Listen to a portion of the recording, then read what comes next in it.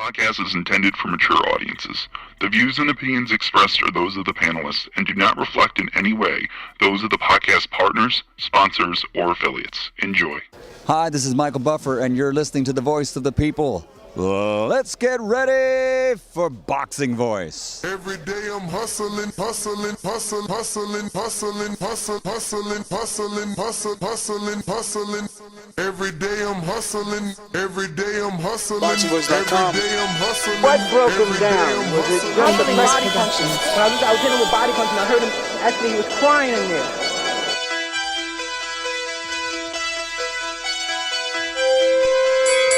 You were saying that Biggs was crying when you hit him? Yes. When did that happen? And perhaps the fourth round on? BoxingVoice.com. So that you knew you had him by that time? Absolutely, but I knew he was tough and taking those punches. Finesse Productions.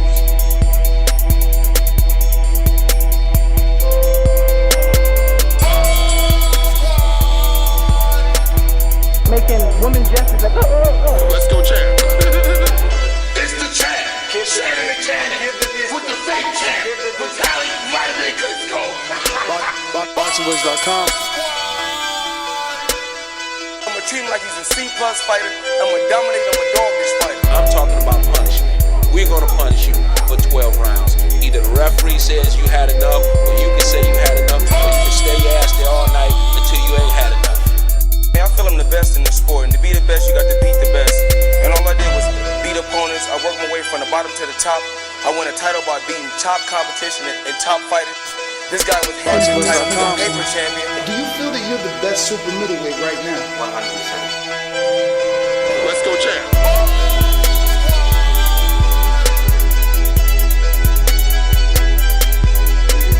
He can bring the pressure, he can box. I'm a true champion, I'm willing to go to his turf in Atlantic City, I'ma step on him, I'ma crush him. Y'all can mark my word to this, I'ma crush him. He's a C+ fighter, I'm an A+ fighter. Come Saturday night next week, all the fans tune in cause I'ma dominate. This guy is flat-footed, swing wild. I'm not worried about who his trainer is cause his trainer can't get in there and fight for him. Finesse Productions. BoxingVoice.com.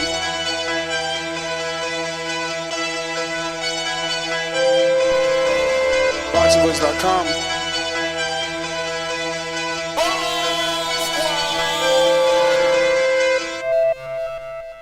Good morning, TBV. Welcome back, ladies and gentlemen, to another glorious morning with the Boxing Voice. It is Tuesday morning, 9 a.m. here on the sunny east coast of Florida. We're on the South Gulf. We're just soaking in the rays, man. Nice, cool 79 degrees over here as we're waking up to talk about one of the most electrifying heavyweights in the division, in and out of the ring, keeping us entertained, bringing in the biggest numbers. And we're here to talk about Deontay Wilder and his trainer, Malik Scott's newest statement. And, the best way to do this is to just, play the audio of Malik and, allow everyone to try to grasp what he was, the message that he was trying to get across. So we'll do that. We'll play the audio. And this audio is courtesy of 78 Sports. Deontay Wilder conducted an interview, or rather, 78 Sports conducted an interview with Deontay Wilder and Malik Scott. And this is Malik Scott and his opinion on this particular matter. It's a subject because of his statement, right? So people are misinterpreting what he said, but he's also, saying, take it however you want, because he's been very vocal on his social media. So I wanna just screen share that before we get to the audio, just so everyone knows exactly, where we're at with the timeline. So right now we're on the verified Instagram of Malik Scott. And if you go to, let's see if it's this one, right? No. Is it this one? This is it. So this is a quote that he posted, and it says, Deontay Wilder's new trainer, Malik Scott. Muhammad Ali is one of my greatest fighters of all time. He's very magical in the ring, but it was the things he beat outside the ring that truly got my attention. Deontay Wilder is the closest thing to that in this time. So if you look, I'll zoom in here. His caption says, human media always misquoting me for the sake of clickbait. And because they know their fellow humans are the most easiest creatures to finesse. I never said Deontay Wilder was the closest thing to Muhammad Ali in this time. My exact words was, Deontay Wilder is 10 times more skilled in the ring than Muhammad Ali ever was, and have beaten 10 times more battles outside the ring than Muhammad Ali ever did. Now go write about that shit. We on our side. Hashtag the odd guy. Hashtag my way of life. Hashtag no traffic. Hashtag 2-time. So I feel like this quote, Deontay Wilder is 10 times more skilled in the ring than Muhammad Ali was ever, and has beaten 10 times more battles outside the ring than Muhammad Ali ever did, right? This highlighted quote. I think this is a sarcastic response to his initial quotes being misinterpreted and misconstrued, right? So what we'll do is now we'll play the actual audio and hope that we're not flagged. We'll try and pause it every now and then and hope that we're not flagged. Obviously, this is 78 Sports interview, and credit to him for getting the interview and conducting it. And we're just using it, for news purposes. So this is Malik Scott. I'm talking about, they taught physically, mentally, everything they could do. And you're still here, man. And I want to thank you, brother, for still remaining to be you. You know what I mean?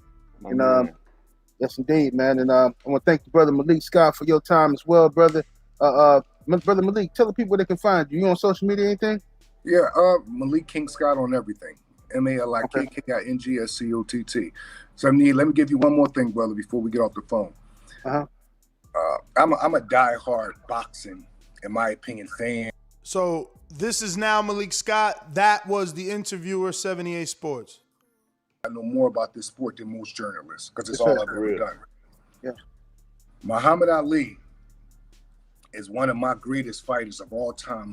He was very magical in the ring, but it was the things that he beat outside the ring which really got my attention and why I give him nothing but gratitude for winning. Yes.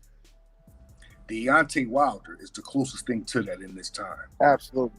The way that he just fought listen what happened, stuff like this. And I heard you speak on this a while ago. We'll say the Ortiz thing, because Ortiz get played down like he's really not a threat. Oh, man. Right. And they only did that after Deontay. So he's about to go down like his list of reasons why he's saying what he's saying. Oh, man. He's taking other people's responsibilities on, because Ortiz was somebody else's responsibility. We know who that was, right? Right. He took that responsibility when it wasn't a mandatory. Ortiz get caught in the scandal. He said, forget all of that. He got a daughter. I see what he's going through with his daughter. I still want to give him an opportunity. Give him an opportunity. Beats him. Brought him back again. Give him another opportunity. This is not about boxing right here.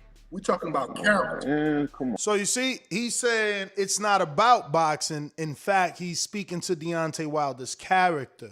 You know, that's the message I think that he's trying to get across. You get what I'm trying to say? Yes, sir. This thing that just happened in this courtroom, I only can remember one thing that's close to it, and it's the Lennox Lewis Rockman rematch thing. But in that case, that was two brothers basically going at it. Right. What they tried to do in this case was really bury Deontay alive, and he fought the whole time outside of the ring. This should not just touch boxers. This should touch all athletes. Just because you leave your craft off the field or out the ring or off the court, you still have battles to fight outside the ring. You're not even fighting for yourself. You're doing that for others, and you're paving the way. That's what this arbitration victory should be looked at. This is not, he won in court, they got to fight. No. Hold on. This is not, people going to take this the wrong way, and guess who don't give a fuck? It's almost like, it's in a resemblance of like when Ali said, I'm not going to the army. Right. So he's comparing Ali deciding not to go to the army. Well, he's not comparing it, but he said it's a resemblance of, in the matter of like, in terms of like a man taking a stance for something he believes in. You know, he's not direct comparison. It's a resemblance of, he's saying. Of course, it's not about the army. I'm not going and stood with that. Oh, y'all, no, that fight is not happening. I want my trilogy. Right. I want my trilogy. Oh, y'all not going to give it to me? I'm going to fight for my trilogy. We got to go to court for how long? People don't even have the gas. Gas is finances in court. People don't even have the gas to go that long in court. I bet they wouldn't fight that long because you ain't got the ammo. He got the ammo. So now he's speaking to how costly and expensive it was to be in arbitration with the top ranked side. And, you know, just speaking to the long, drawn out financial battle that he had to go through to get, you know, the money and the belt and the rematch back. So let's get to the audio. And used it for the right reasons to get his title back to lead his people again. How this go blind for some people, they just believe what they want to believe, bro. You get what I'm trying to say? This is the two-time heavyweight champion of the world. Come July 23rd, 24th, whenever it is. And I bet my life on it. This is the most important job of my life. And I'm not saying this as a journalist, just some trainer. I've had my own career as a child, as an adult. We all know that. This is the most important job of my life. This is the most passionate job of my life I've ever been as passionate about. I've never had a job I believe in more than this one. I know where his head is at. I can't wait for y'all to see it. Absolutely. Man. So that is the full audio there of, you know, Malik Scott and his reasons. So it's not necessarily skill. Again, I believe that the last quote that he has where he's letting you know that Wilder's 10 times more skilled than Muhammad Ali was a sarcastic response to being misquoted. And that original audio definitely is completely different from the quote. Spence, I actually wanted you to call the other Skype. Check your WhatsApp, brother, because I want you to be on camera. So like on that one, you won't be on camera. You know. There you go. So, yeah, man. So what do you guys think here? What do you guys think? There we go.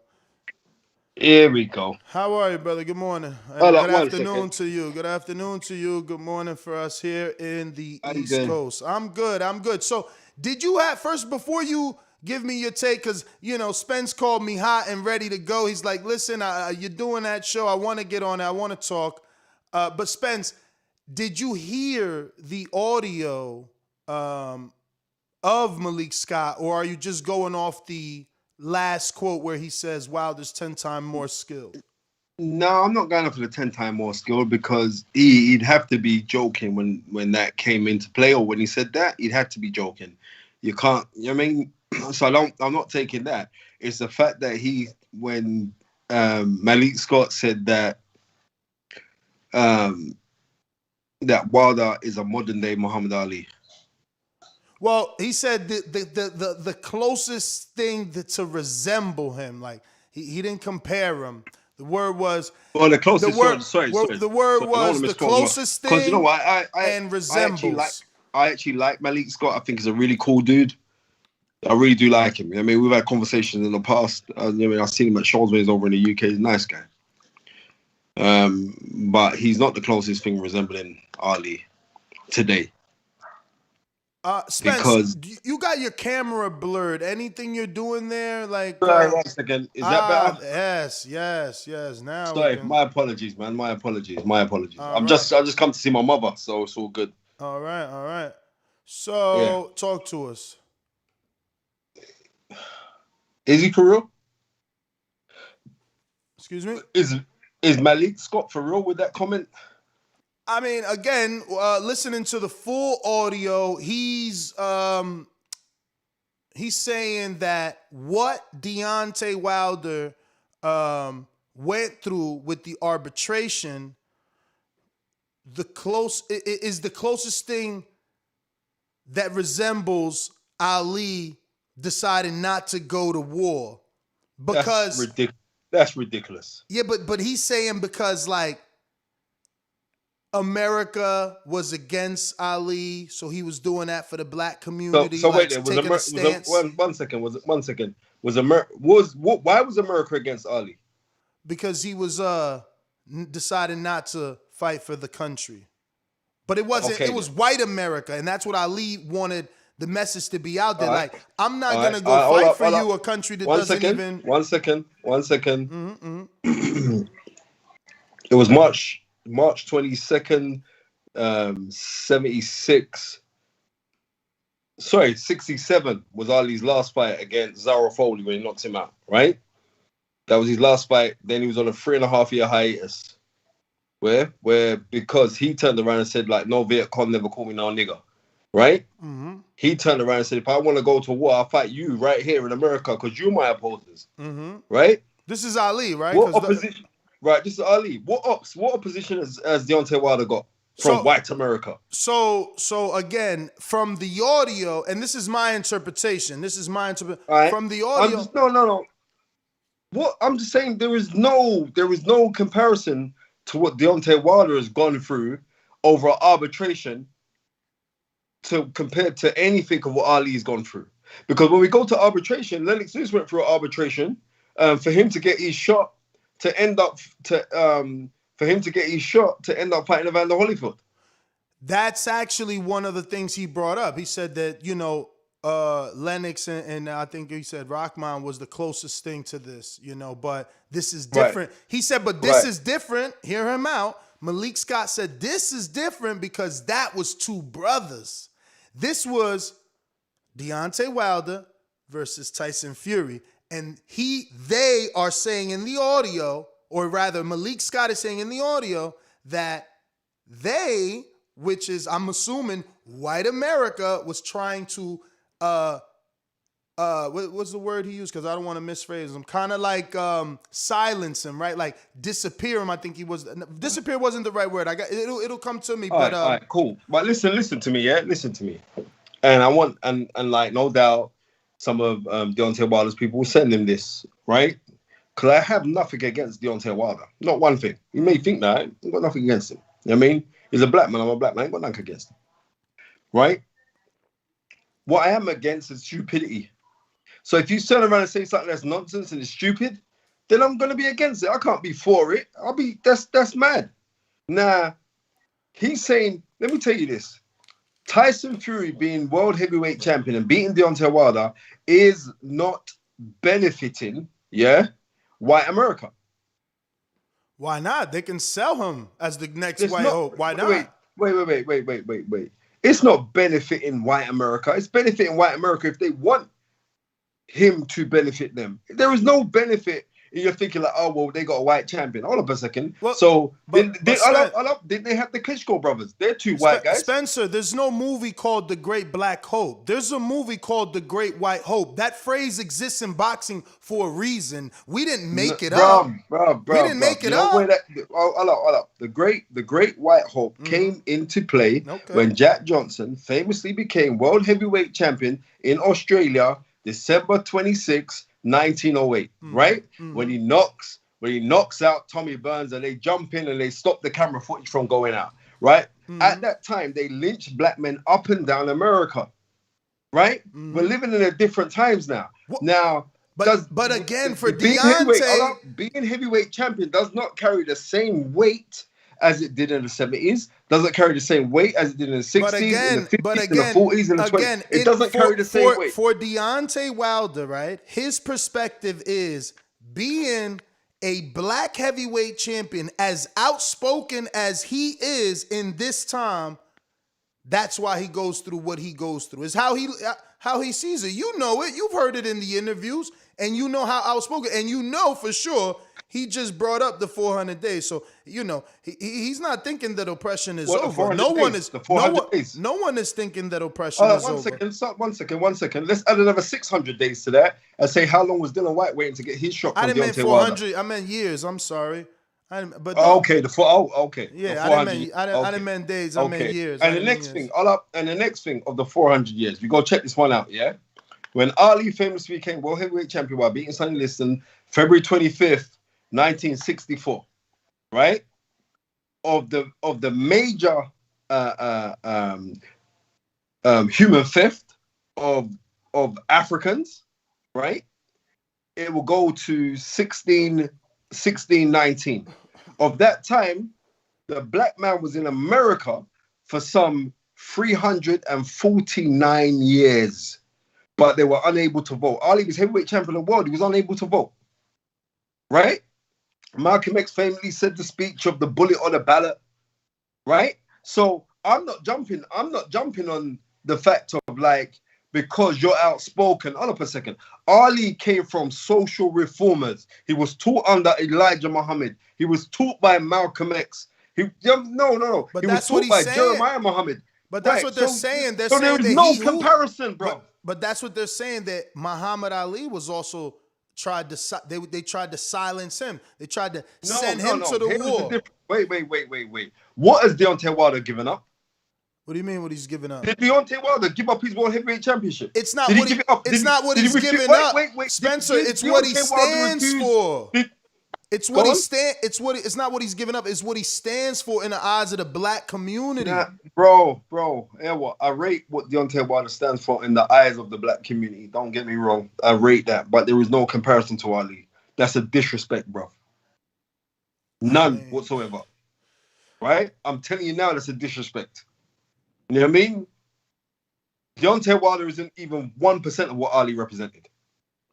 Not even 1%. I mean, I don't understand why. Tell Deontay Wilder, I'm telling you now, tell Deontay Wilder to get in touch with Nuri Muhammad, who is a spokesperson for the Nation of Islam, right? Who could help his oratorial skills of the things that he's saying.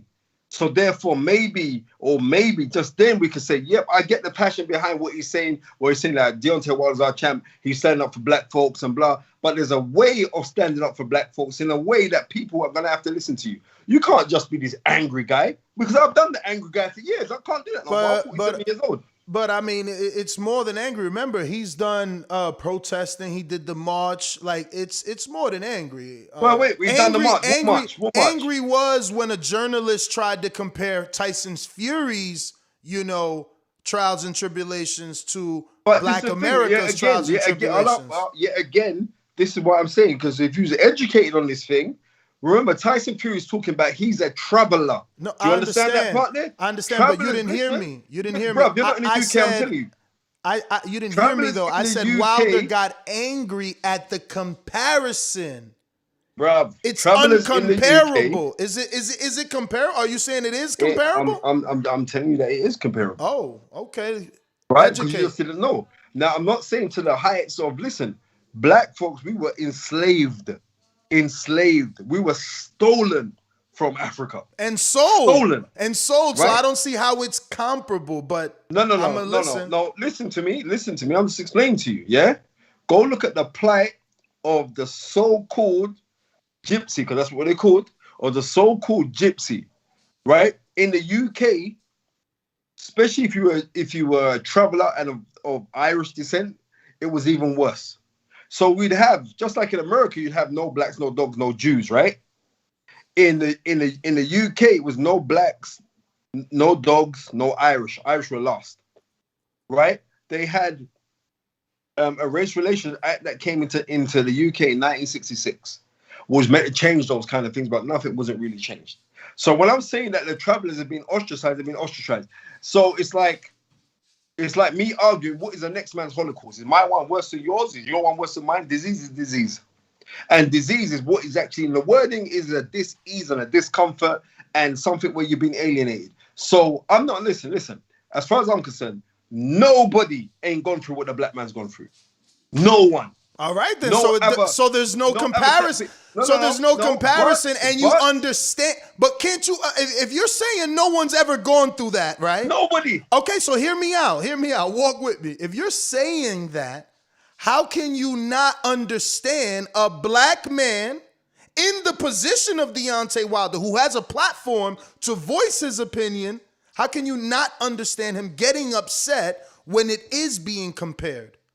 No, I can understand. You just said you can't just be an angry man. Well, he only has one clip. But he was angry. He was angry. But it's only one clip. But it's only one clip of anger.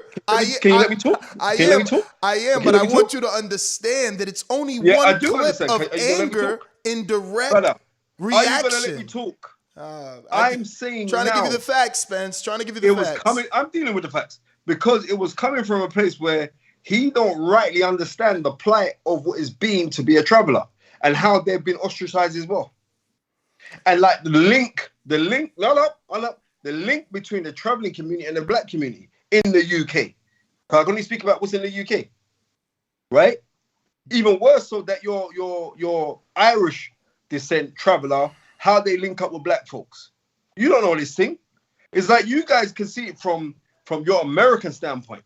I'm getting it because, boy, America's jacked. All now is jacked because everything is racial. Everything. Right? It's black and white. Listen. Do you think it's coincidence that Tyson Fury was wearing an American flag when he first came to Vegas? Like he had the Apollo Creed outfit on. You don't believe in the great white hype, but American media, the networks, they need the viewerships. Why won't they create what America wants? So why did they do that with the Klitschko brothers? Why two white brothers? Why does Caleb Plant do better views than than anybody you want to compare to, and look at who he's fighting. Look who he's fighting. Brother. I mean, you tell me, bro. Does Caleb Plant do better numbers than Floyd Mayweather? I mean, he's never been on pay-per-view. He's never been on pay-per-view. That's my case then. So he's never been on pay-per-view. But let me ask you this. I guarantee you, you can't tell me Floyd Mayweather did over 1 million views in his 18th and 16th and 15th fight like Caleb Plant. So you can knock it off. Knock it off. Caleb Plant's doing that. Mayweather never did that in his day. Bro, I didn't even know those number of fights. I didn't even know the numbers. Oh yeah, on Fox he's doing over 1 million. But who's he fighting? Nobody. But there's a reason. I'm not saying he's not skilled. I'm not saying he's not skilled. What is the ratio of numbers to the blacks in America compared to white people in America? What's the numbers? Shit, man, that's a Google, man. You want me to Google? We don't got no co-producer here. Because I'm sure hold up a second. Because I'm sure there's more white people in America than there are blacks, right? I don't know, man. I'm sure there are more white people. I can't take a stance, man. I don't have those numbers on that. This is what we do as human beings. This is what we do as human beings, right? We affiliate ourselves and associate ourselves with people who we can find similar, right? But we base our things on our differences. Well, we should be based on our similarities. Now, the easiest thing for someone to base a similarity onto somebody is he's the same skin tone as me. So therefore, I'm going to support him. Absolutely. Right. So just like, what are you, Dominican or where your people from? I'm American. My mother and father are born in the Dominican Republic. So by blood, I'm definitely. You're Dominican, right? Yes. So take it, right? So check this one out. If you saw a boxer coming out now and he came from the same village as your mom and dad, you support him, right? Not even the village, just the country itself. I was supporting. No, but even more so if he came from the village of your parents, wouldn't you support him? I mean, I guess it would be. Bro, I'm gonna be real because that's what we do. This is human nature, right? It's got nothing to do with skin tone. What it's got to do with that we are tribal. So we are so tribal that we grab onto our tribal instincts to say, right, he's part of our club. But boxing is tribal. You supported the same football team as you, right? The same football team as you. You say, he's my guy because this is how it goes. Spence, but boxing is tribal.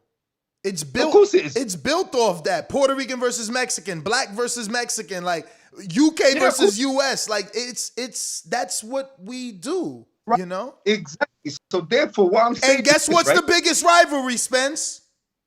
You're saying it's black versus white. The biggest rivalry. I didn't say black versus white yet, but you knew it was the biggest rivalry, and that's all we're saying. No, brother. How the hell is it not? It's bruv. The black versus white is not the biggest rivalry. What's on the highest pay-per-view? Brother, he's a 6'9" white guy in the heavyweight division. Are you kidding me? We're talking about the heavyweight division that brings out the casuals. Now you say the heavyweight division. Now you say in the heavyweight division. Yes. No. I mean, the show's about Wilder. It's the heavyweight division. It's about Muhammad Ali, the heavyweight division. Of course, we're talking about the heavyweight division. We wasn't talking about the heavyweight division. You said the biggest thing that sells is black versus white. Right, when you're dealing with boxing. I said that's one of the rivalries. Sorry, but the highest pay-per-view in boxing history is Manny Pacquiao versus Floyd Mayweather. I thought it was, right? Isn't it McGregor? Who? Isn't it McGregor? Surpass that? Isn't it McGregor Mayweather? McGregor surpassed that. I'm saying boxing. That went on boxing match. I'm saying. It went on his record, Spence. But I'm not sure. I'm not saying you're wrong. Listen to me. I'm not saying you're wrong. Right. But it is one of those two. Say it was Conor McGregor versus Floyd Mayweather. Say it was. Just say it was, yeah? No, let's say it's not, just so you can see. A white man who never fucking boxed in his life. White America believes so much that it's the second biggest pay-per-view in the world ever. That's what I'm telling you what white America is. Why you don't want to believe me? Spence, why don't you want to believe me? That's not. Brother. The dude's from Ireland. He's from Ireland and he sold 4 million pay-per-views in America. Stop it. Stop it. Of course, white America was dying for a white man to beat up the brash, outspoken, cocky fucking Mayweather, and he couldn't do it. That's what it was. All right, Spence. I agree. I agree with you. I agree with you.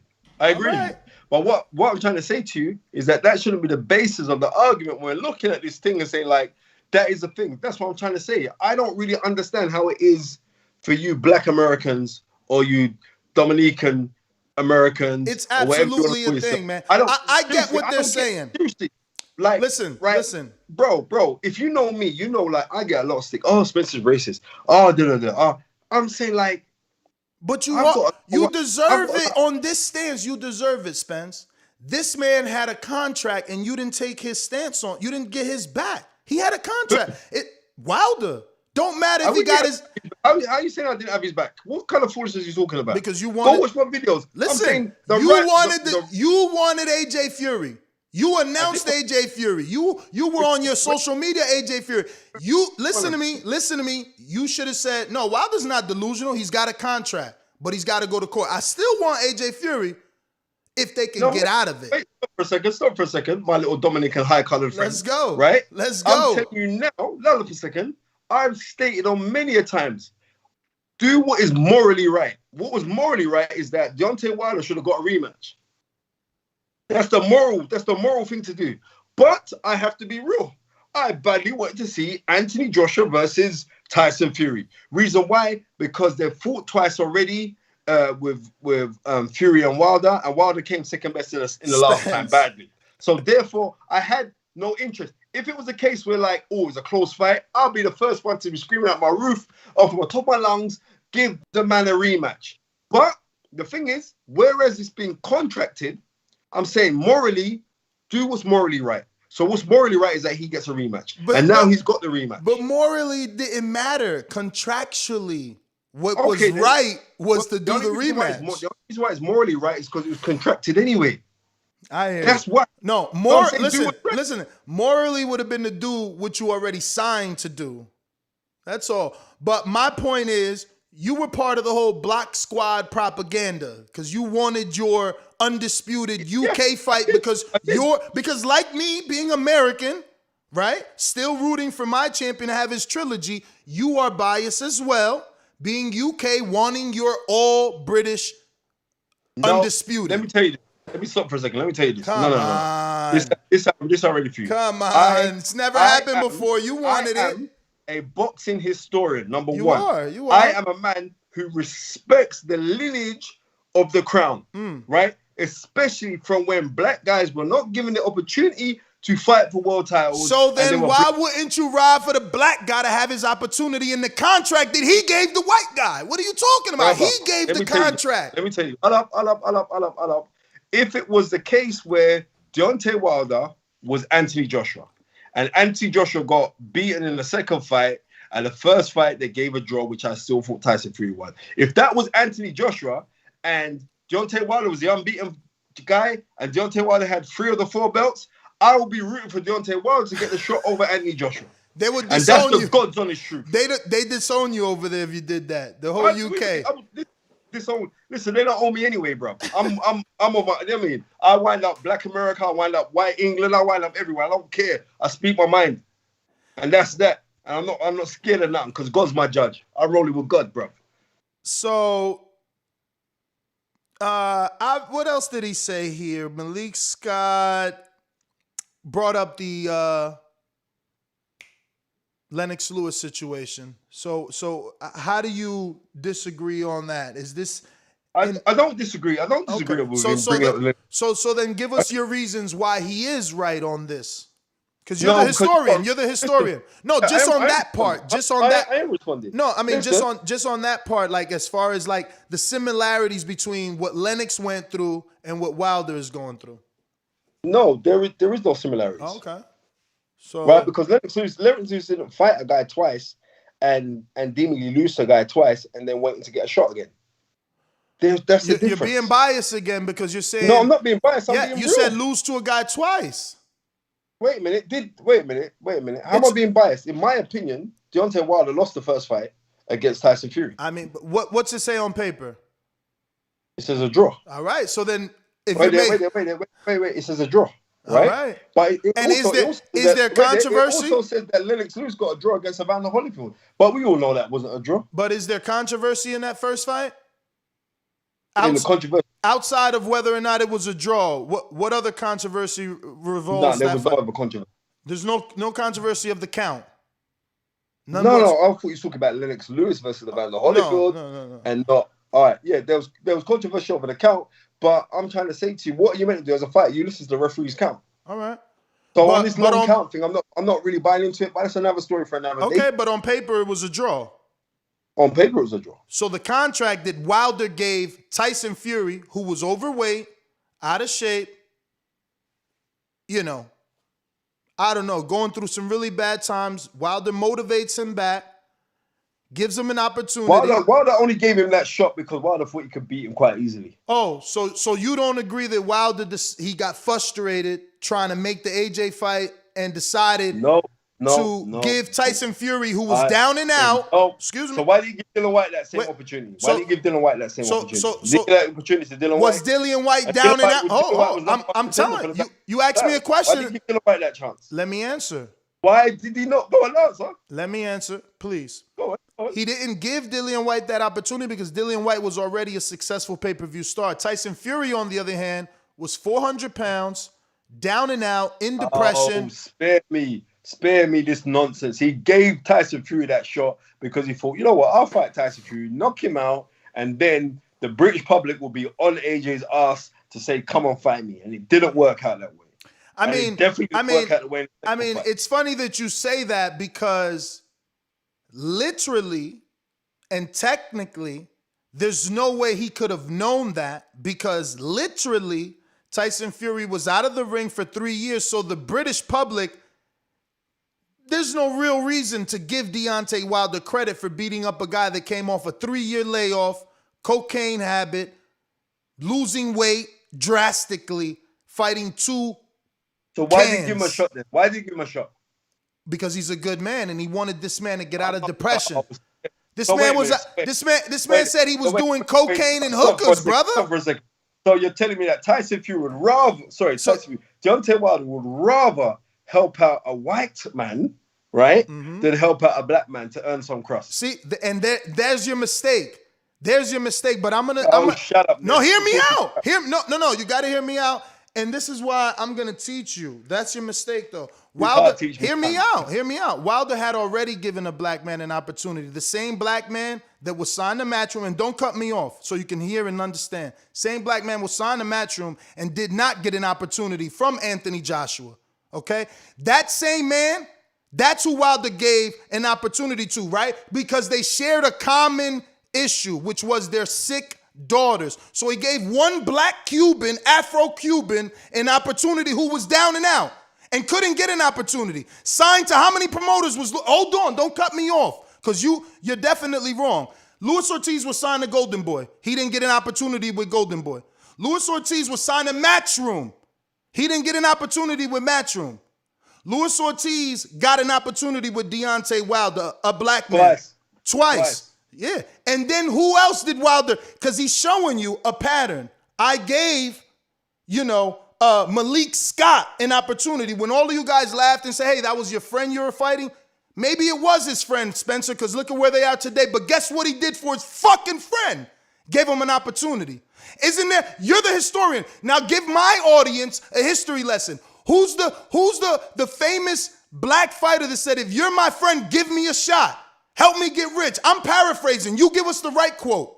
You give us the right, because Wilder is giving his no, before you answer, I'm telling you, Wilder is giving his friends opportunities. Now you give us the history lesson. Who was the great boxer who said that many years ago? So Joe Louis is great for saying it, but Wilder's a dickhead for saying it. For doing it. He's doing it. He's not saying it. He's doing it. He's doing it. He's doing it though, right? He also gave a Mexican an opportunity, right? Didn't he give a Mexican Areola an opportunity too? It looks like he's given a lot of minorities an opportunity. The Traveler and the Gypsy, the Mexican, the Afro-Cuban, the black man. Oh, so you understand that? When you get a white opportunity, okay. Get a white opportunity. No, you're right. I guess we can all twist it. I guess. No, I'm not twisting. They get opportunity because he knows he can beat him. In his mindset, it's you know why Dillian White didn't get an opportunity? Him and Dillian, because they have something personal. And shut up, man. All right. Because the personal, all right. he didn't want to fight Dillian White because he felt like, I don't need this headache. All right. About they had something personal. All so right. because they had something personal, he said, right, I'm gonna give you a chance to eat. Spencer, you're the historian. Shut up, man. You're winding me up now. You're the historian. Listen, you're the historian. I am. If you're gonna stand here and say that the probability, I'm sitting here and I'm telling you, you're talking nonsense. I'm here. Cool. And like my 15-year-old daughter's here with her old man right now. She's saying, well, daddy, man. Okay, cool. Go on, continue. So you're standing here telling the audience that's watching, right? It's 516 people live watching. Big up the people who are listening. Are you saying that the probability of Dillian White defeating Wilder is higher, or is Wilder have a higher probability of defeating Dillian White? At the time? Right now, ever. Whenever you wanted it. It doesn't matter. Right now, ever. Right now, ever. He will beat Deontay Wilder. Okay. So, cool. He will beat him right now because you think coming off a loss, Wilder is not ready. Fine. So when Dillian... No. I'm telling you now, you've asked me a question, I've answered you. You said, do I think Dillian White could beat Deontay Wilder right now? And I'm telling you right now, I think for Dillian White to beat Deontay Wilder. Okay. Reason why, here's the difference. Reason why, when Dillian White got his L, what did he do? He brushed himself off and he rectified it straight away. No excuses. No, it was this, it was that. No, bad man thing, South London, brush myself off, come back, deal with this guy. I want my title shot. Understand. Right? He's been calling for Deontay Wilder for the longest time and it's not happened. right? So, and that's that. So, am I disturbed by that? Of course I am, because you know what? Seeing as Deontay Wilder's so loving and caring and like to hand out shots, no, guys get handed out shots who he believes that it can be. No, because his daughter's ill and he needs to give it. So brother, you're saying Dillian? Well, this fat white man who's out of shape and got a coke problem. Now let me give him a shot as well. Those guys get shot because he believes they can beat him. I do credit him though for fighting Ortiz because everyone was avoiding that guy. I give him massive props for that one. But what was the threat? Who's the threat? Dillian or Ortiz? Who was the threat? Yes, who was the threat? Dylan's the threat. You're because being, the fight yo, Spence, hear me out. You're being no. At the time, listen to me. I'm talking about at the time. Lewis always represented a bigger fight than Dillian. Now, all I'm saying is this. You're sitting here picking a dude that got knocked out cold 2 times. No disrespect, Xavier Miller's my guy, okay? But you're picking a dude that got knocked out cold 2 times to notoriously one of the biggest punchers in all of boxing history. And guess what? He didn't get knocked out. They threw in the towel. Like, what are you talking about? He shows you punch resistance. Bro. Dylan, I hear you, man. I hear you. You're asking a question, and I'm telling you, no, I hear and I'm replying to it. Right? I'm replying to it.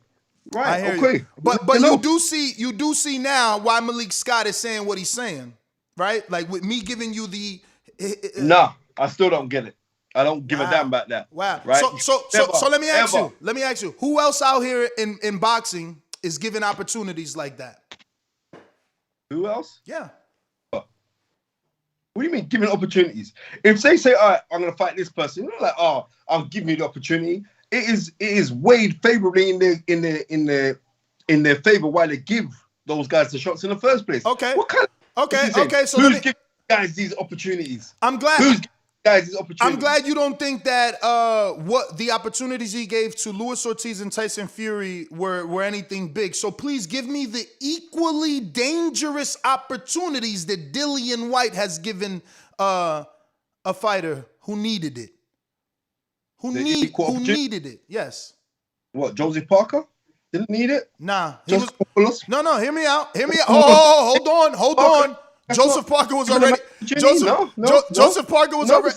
Joseph Parker was already champion. Go one at a time so we could debate. He was already. I've gone there. So didn't when that fight was made, that was giving Joseph Parker a way back in because he just lost to AJ. No.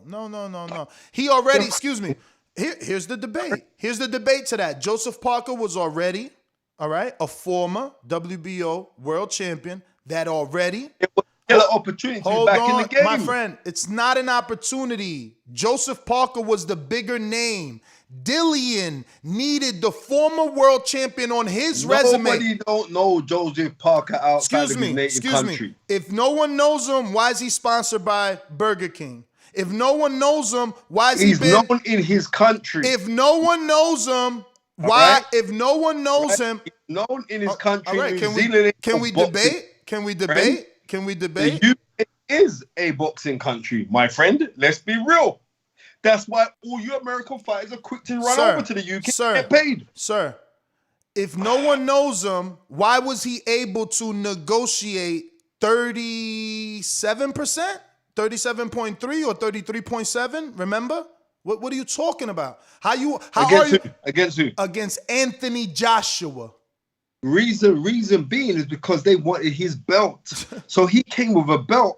Obviously you can discuss. Brother, Billy Joe got a belt and Billy Joe had a belt and it means shit. No, but Billy Joe weren't fighting. Sorry, Anthony Joshua wasn't fighting the world #1 pound for pound fighter. Let's be real. Let's do the odds. All right. You have you got a roll of excuses. You got 130 million Mexicans. 1 in 3 Mexicans watch Canelo when he's fighting.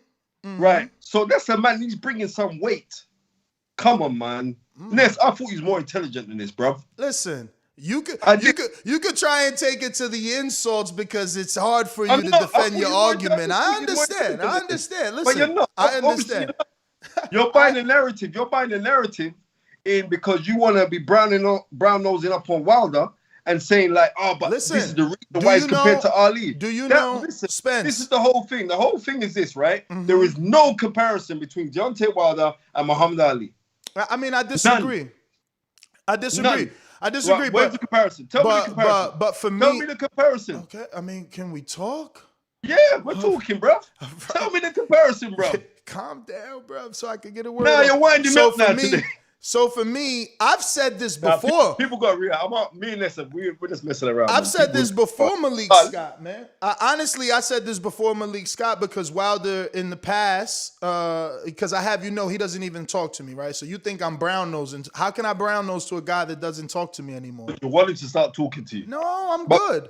If I wasn't, you're hurt. I mean, I'm doing what I'm doing like I've always been doing it. Ness, why is it that you still have Deontay Wilder's picture up on your WhatsApp? He's still my favorite fighter. Right, exactly. So you're brown nosing, bro. That's it. Go on, continue. You know, brown nose.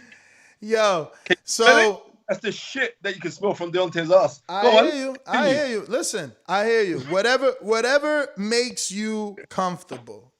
Whatever makes you comfortable. Oh, continue. I mean, you got me off track. I don't even know what we were debating anymore. The comparison between Ali and Deontay Wilder, and you're saying this because of the arbitration. So yes.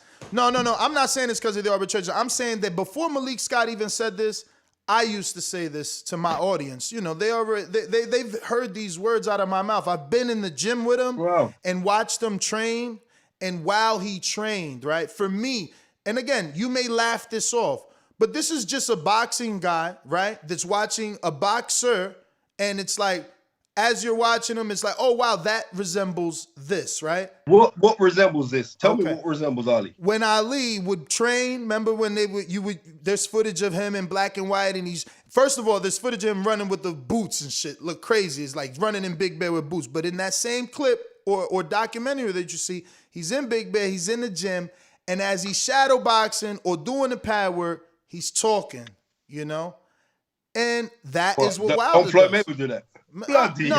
Different. That's the similarity. Totally different. You don't go to the gyms too regular then, because most fighters are doing that.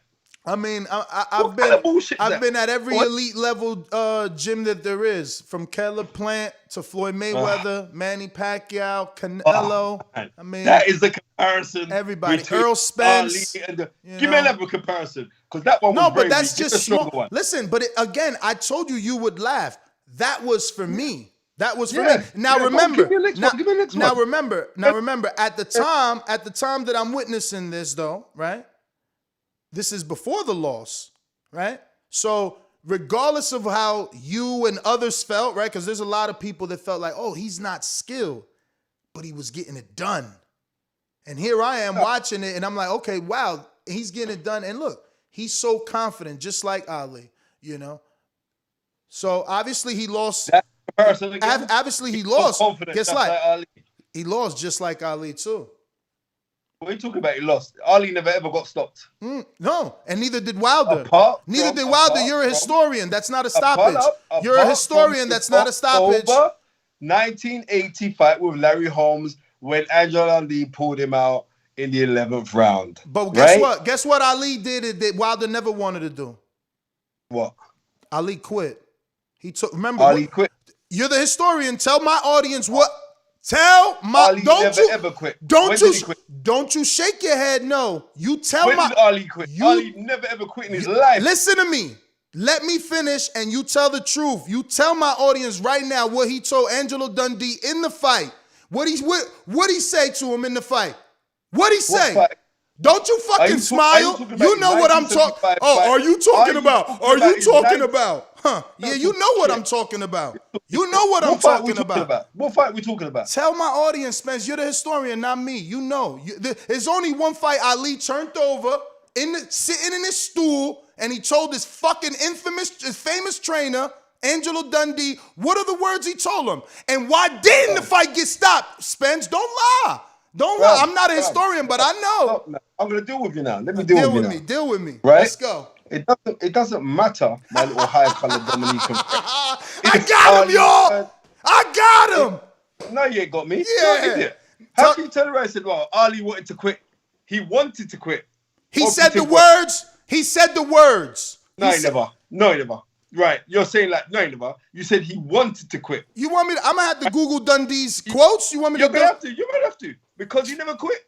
That's the whole point. You could have wanted to, but you never quit. Why didn't he quit, Spence?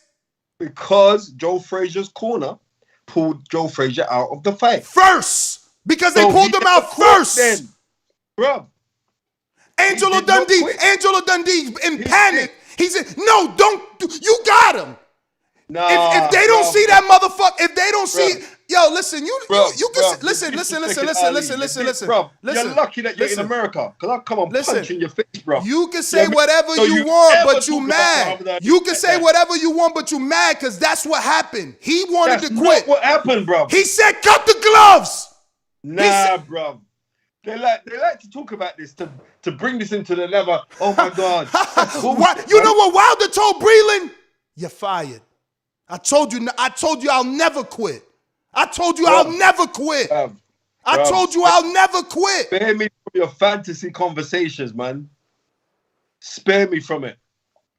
And we say Ali wanted out of the fight. Ali quit. You're taking liberties. Ali never quit. Ali was a man that was prepared to die in the ring. Spence, you're the historian. I want you to tell my audience the words. Tell my audience the words, because you're the historians. Don't have me sit here like I'm making it up. What did Ali tell Dundee? I'm the historian, so why are you arguing what I'm telling around? Because you're going in circles. You don't want to say the phrase. Say the phrase. It's infamous. Why are you acting like it's not? Not infamous.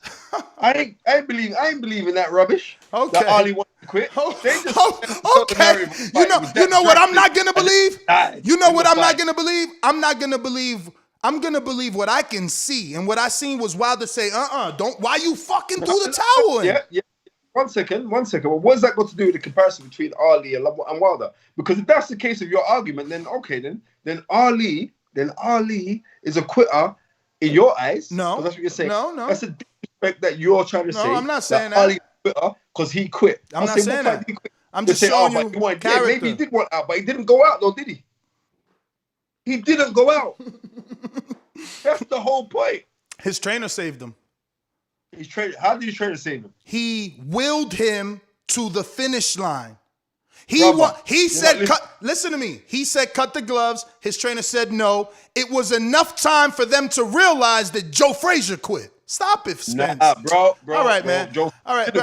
The world seen the documentary. Joe Frazier was trained by Yank Durham. Yank Durham died, and it was Eddie Futch, the late great Eddie Futch. That was the one that said, you know what, not tonight, son. Let's leave it. All right. Because he was the trainer again in boxing. The trainer always saves the fighter. In boxing, the trainer always saves him. One trainer didn't. But what I'm trying to say to you, never ever let me hear that come out your mouth again. I'll be on the first flight out to America to punch you in the face. Did Ali say it or not? Did Ali say it or not? Did he say cut the gloves? Because you can't fight with your gloves cut. Bro. I don't know if he said it. All right. I just believe that's kind of like some folklore. No, I understand.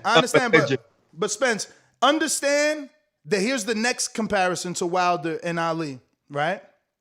Can you think of another heavyweight in American history not named Muhammad Ali whose fans or people, because you are the people defending you said you want to fly to America to punch me in the face because I'm telling the truth about what that man said in the ring. Now guess who has the same type of fans that want to punch you because you wanted a trilogy with two Brits? Deontay Wilder. You can't name another fighter that has fans that radical. Not even Pacquiao. I mean, maybe Pacquiao. I live in America, bro. So I don't know that. It reaches you over there. What are you talking about? I don't know that, bro. Spence, what are you telling me? I'm not in America. If I was in America, you're on this show. Spence, you're on this show. You're on this show today because his buzz reaches you over there. You called me. I'm on the show. Listen, I'm on the show today because I had a video yesterday on IFL, and I said, you know what? Let me air my opinion again to my guy Ness. And that's what I'm saying. You sent me a message and said, yeah, Spence Ray. I said, no, let me jump on your thing. But that's what I'm telling you. His buzz reached you in another country and got you talking. No, but any fighter, American fighter, will get the buzz if you're a former world champ. and a former heavyweight champ at that, your buzz is gonna reach me anyway. Why? Because it's my job. It's my job to be checking up on boxing, right? Jermaine Franklin ain't reach you. You ain't got no news to tell me about Jermaine Franklin today. Who the hell is he? Another American heavyweight. The only other American heavyweight you know is Michael Hunter, man. You don't know nobody else. Come on, bro. Michael, I don't even know him. Who the hell was he? I don't even know him. I know Hunter. his pops. You know his pops Hunter. could fight. I don't know this guy, Michael Hunter. I don't know him. I know his pops. Yeah, man. Listen. Yeah, go on. The next comparison. What's the next comparison? Nah, I mean, I think that's enough right there, man. It's what he stands for. Bro, seriously, hear what I'm saying to you, yeah? It's what he stands for. There is no comparison. I find that highly disrespectful because, let me tell you this, you could drop Ali anywhere in the world and he would be recognized and be known, right? Unfortunately, no one don't know Deontay Wilder. Yeah, but you couldn't drop Ali anywhere in the world, like, you know, like back in the day like that. What? Yeah, I mean, I don't know. Ali was the most famous face on the planet. Different times, though. You know, he got the promotion. He got the promotion. Yeah, it would, because he got the promotion that Wilder didn't receive. You know, Wilder hasn't received that type of. Remember, Wilder, even as a bronze medalist, listen, Spencer, you're honestly not looking at this objectively.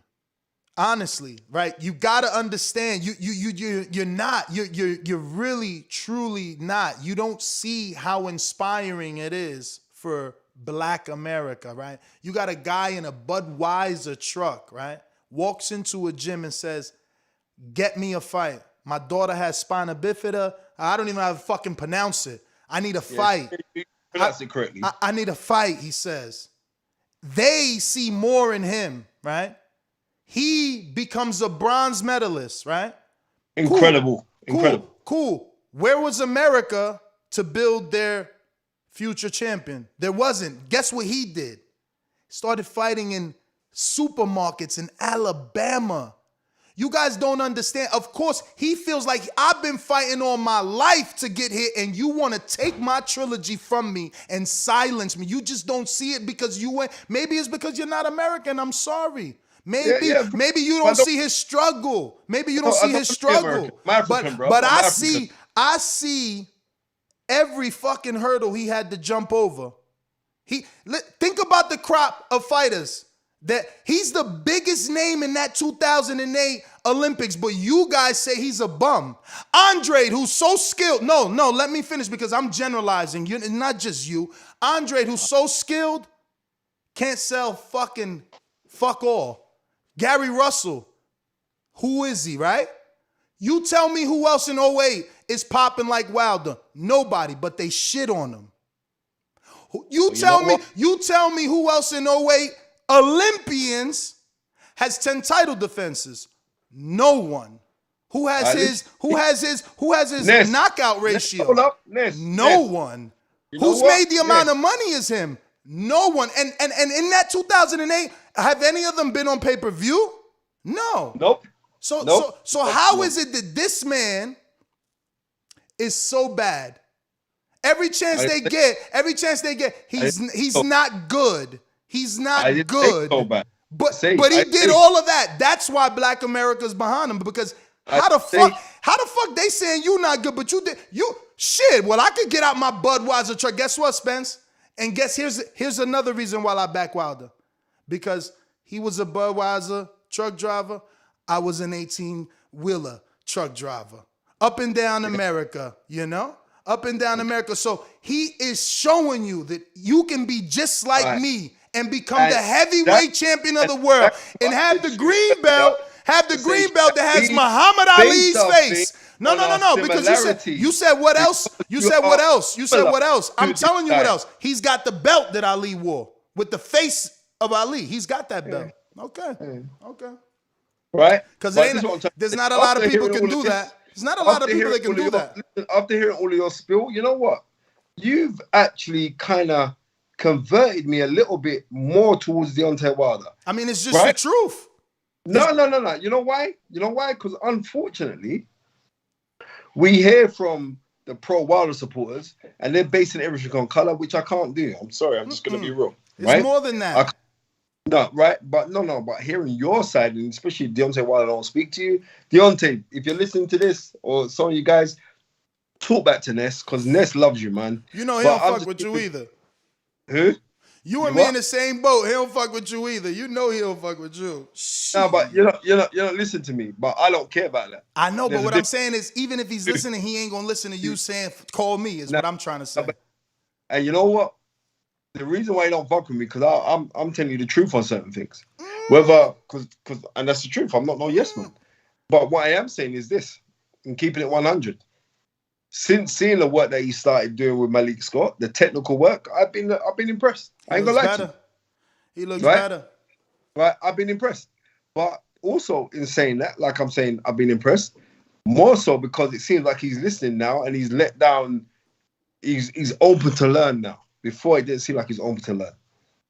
Right? Wow. Where he could just turn up and say he wants to go do his own thing. So maybe it's because I've been pestering him for ages to say, like, right, you need to bring your technical prowess up. He's a gifted puncher.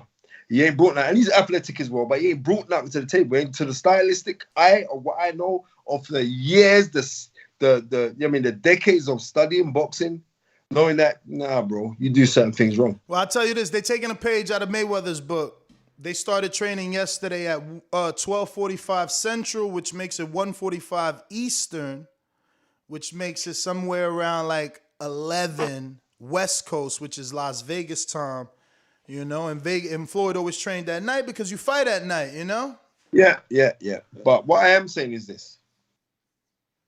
I'm not too confident in Tyson Fury beating Deontay Wilder in this fight, you know? Why? Because he's out partying in Miami with his family? Nah, nothing to do with that. Nothing to do with that. It's because Deontay Wilder can punch like nobody's business, and now he's learning technical things, and because the fight was in grasp of happening between him and Anthony Joshua, and then it's failed, I'm saying sometimes we could be looking at potential banana skins here. That's what I'm saying. So you're saying possibly Fury can't get back up for this fight because he was looking forward to a bigger fight? No, it's not the case like him being up for it. It's not even the case of that. It's the fact that Deontay Wilder will be so driven in this fight, knowing what's on this one. Like, you ain't got no more excuses. That he's going to fight his heart out. And that's what I want him to do. Win, lose, or draw. Just fight your heart out. That's all I want you to do. I agree. I want to play some audio here for you because... While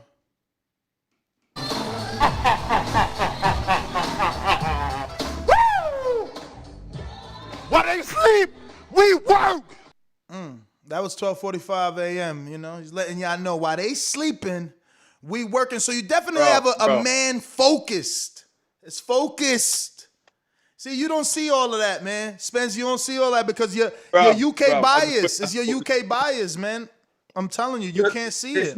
It's not UK biased, right? Listen, you guys, if he was in the UK, he would be the greatest heavyweight you've ever had, even with Joshua and Fury there, because of you. You would be saying, listen, you would be here like, yo, get this guy on, mate. Get this guy on. He's from the roads. He's from the roads. Bruh, you would have been telling us. Greater than Lennox Lewis? Yes. You're an idiot. We're ending this conversation now. Lennox is a declarated amateur. You're not seeing the comparison. If they were both, hold on a minute. Hold on. If they were both UK and Wilder did it exactly how he did it here, a fucking late start, still gets a bronze medalist. What the hell are you talking about? Lennox Lewis is a declarated amateur. What are you talking about? Oh, man. All right, so someone who was bred for the sport. Hold on. So someone who was bred for the sport. Beat you on experience. You're an idiot. Oh, man. How the hell could Deontay Wilder, if he was in the UK, be greater than Lennox Lewis? It would be a greater story. It would be a greater achievement. You know what? You're an idiot. I've given you enough time. It would be a greater story. You would be telling me how he came from the roads, how he did it on his own, how he's been fighting in little... London. Yeah, you'd be telling me all that, how he's been fighting in little club shows and he's gotten himself to this level. He doesn't have the backing. He's not a gold medalist like Anthony. He's not like a Fury. You know, yeah, you would be selling him just like you sold Anthony Yard Just like you sold Yard. Absolutely. What's the difference between Wilder and Yard? I'll tell you what's the difference. That Wilder with his limited. I'll tell you what's the difference between Wilder and Yard. I'm in my mother's house and I'm shouting like now. I can hear my yes, mommy. I'll tell you what's the difference between Anthony Yard, who's from the Roads, right, with Tundi Ajayi, your co-host, and Wilder. That Wilder. He actually leveled up. He actually got the medal. He actually got the belt. He actually defended it 10 times. You know that. You're trying to say if Deontay Wilder is from the UK, that people in the UK would say that they would support him tremendously. Maybe they would support him. Way more than they did Lewis because he was Canadian. They would support him more because Lewis was Canadian. You're losing this argument. You're losing this argument. No, you're talking so much rubbish. Lennox was Canadian. He was Canadian. He wasn't Canadian. He was born in the UK. He went to Canada when he was 12. I'm gonna screen share his box rack. I have to talk. Let me talk. Because his mother went to Canada to work, and then his mom sent for him to come out there. How the hell does that make him not British? He's British. You know what I mean? But just like myself, he's of Jamaican descent. Canadian. And just like myself, we don't really pledge allegiance to the crown. Because we don't. We know that we're from parents who were immigrants. Where was his first passport, Spence? His passport was British. Lennox Lewis's passport was British. The first one? Lennox Lewis is British, my friend. Okay. But what I'm trying to say is just how dumb you are to think like if Deontay Wilder was in the UK, I'm gonna put this on my YouTube. I'm gonna put this on my Insta as well to make the whole world laugh at you. You stupid idiot. You mad? How many amateur fights did Lennox have? How many amateur fights did Lennox have? He had a bag of amateur fight, but he had loads. Okay. He had loads. Okay. But let me tell you this. So why do you praise Anthony Yard but not Wilder? I'm lost here. If Deontay Wilder was in the UK, right? In the UK, we respect boxing technique. It seems we respect boxing technique more. Yo, you trying desperately not to say just yes. Trying to grab on a guy. And that's who you're doing. You're the main supporter of Anthony Yard. You know what's the difference between Anthony Yard and Deontay Wilder? That Wilder actually got a world title and a medal at the Olympics. They both started late. They both started late. They both from the same place, but you back one guy and not the other. I guess it's because he's got UK blood. No. I back one guy because he's like my little nephew. Exactly. He's got that UK blood. Yard sees me, it's Uncle Spence. He got that UK blood. And also my link with Tundi Ajayi because Tundi's my guy. He got that UK blood. So that's the reason why I'm gonna back Anthony Yard. You know what I mean? But how can you say his achievements are great? The other day, Tundi, Anthony Yard, who else was it? O'Hara Davis. We went bowling. It's like a big thing. We went bowling. When we went bowling to play bowls, when we're there, Anthony Yard's little sister I've never met. She's saying, look, that's Uncle Spence. Is my uncle says your uncle. So off of that, that's the kind of love that we have. Well, how can you big up Anthony Yard then and not praise Wilder? How can you big up Anthony Yard for having limited amateur skills, right? Limited amateur background.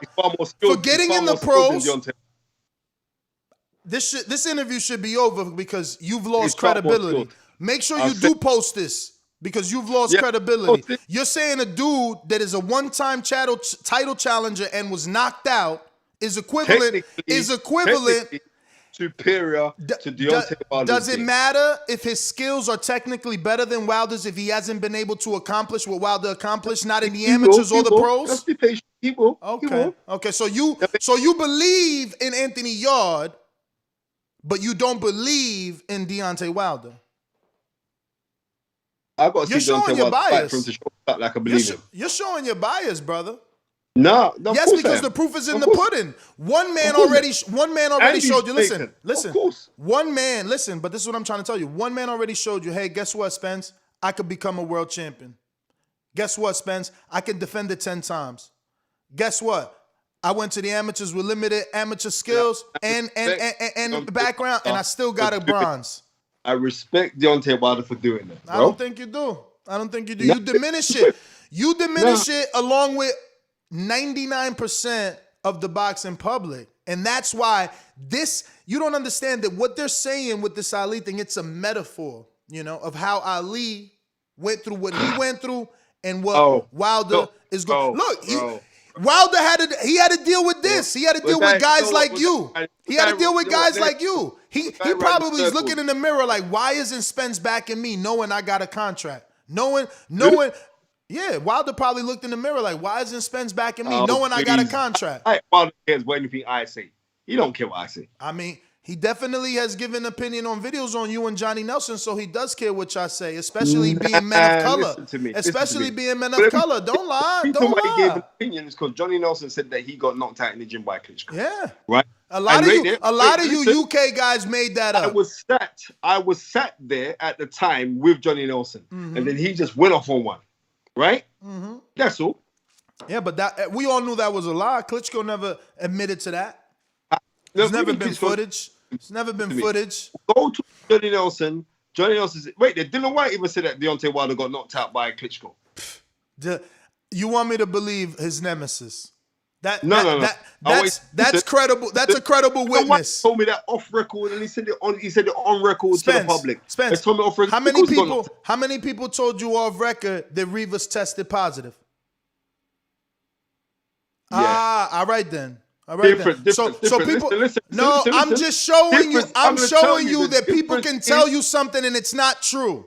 That's what I'm telling you. The difference is, I'm ready for you. The difference is, Dylan White told me personally. Dylan White's a kid I've known since he's been 16 years old. He's got no reason to lie. And one thing about Dylan White, he's not a liar. Not a liar. If Dylan White told you something, he's telling you. He said, yeah, of course he got knocked out. He's there. Did the glove fit? What? Did the glove fit? What glove? O.J. Simpson's. Did the glove fit? Yeah. It didn't fit, it didn't fit, so they quit, right? Lock up O.J. Simpson's clout. He should go to jail, bro. Now my man Dillian, did he have something in his system? When? Whenever. When did he have something in his system? When USADA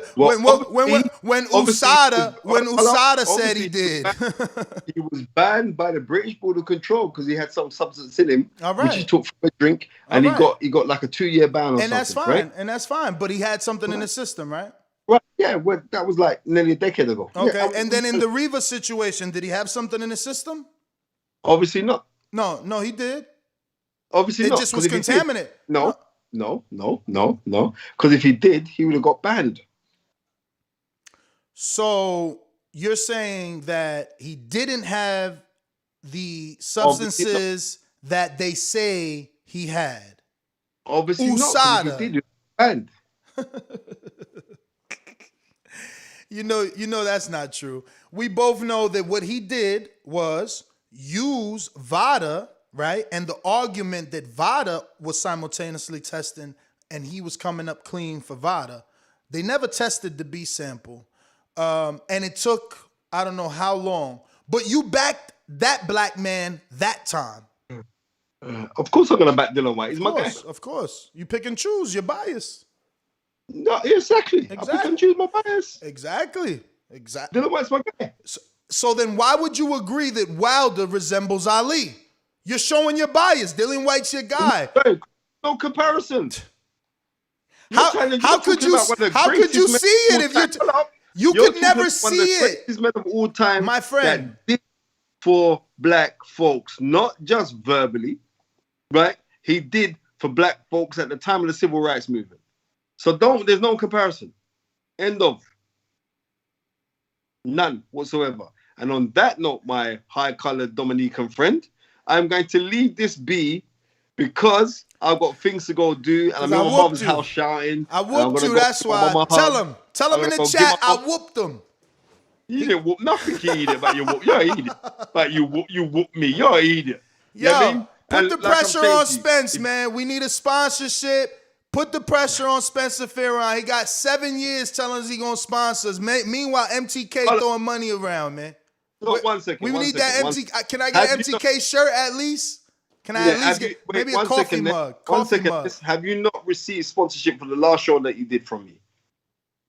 Yes or no? From No Label. No Labels. That's the company that No Label sponsor me. Spencer Farron and MTK didn't sponsor me. No Label sponsor me. You're trying to be smart. You're trying to be smart and use semantics. If I am the head of No Label Sports, and you got sponsored. Did I not sponsor you? Did I not take money out of my own It wasn't pocket? long term. It wasn't long term sponsorship, man. Myself and my guy Rob Stanley, who I have to big up, we paid you cash. Grateful. And then you're coming again now telling me, oh, well, MTK should throw me some money or da-da-da-da-da. That's ungrateful, bro. And why is it that me, this little black guy from the UK, is sponsoring your lot show? And it wasn't no little, it was thousands of dollars. I'll send it out to you guys.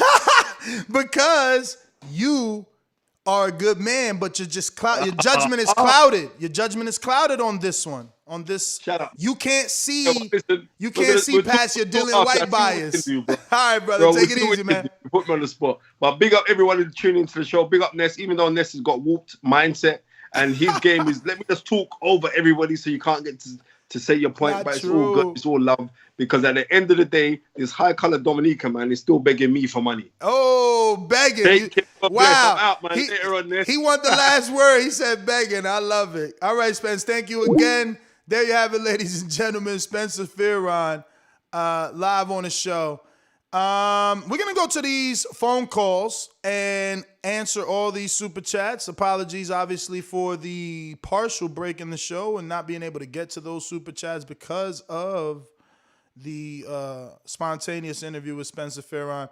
You know, I did not plan on having him on. This topic is just getting under people's skin. They do not like the comparison. But don't type when you can Skype. Join us on Skype, add Nestor Gibbs. You can also call the phone number 1-425-569-5241. Press 1 one time to voice your opinion on the Voice of the People hotline. And yeah, man, let's rock and roll.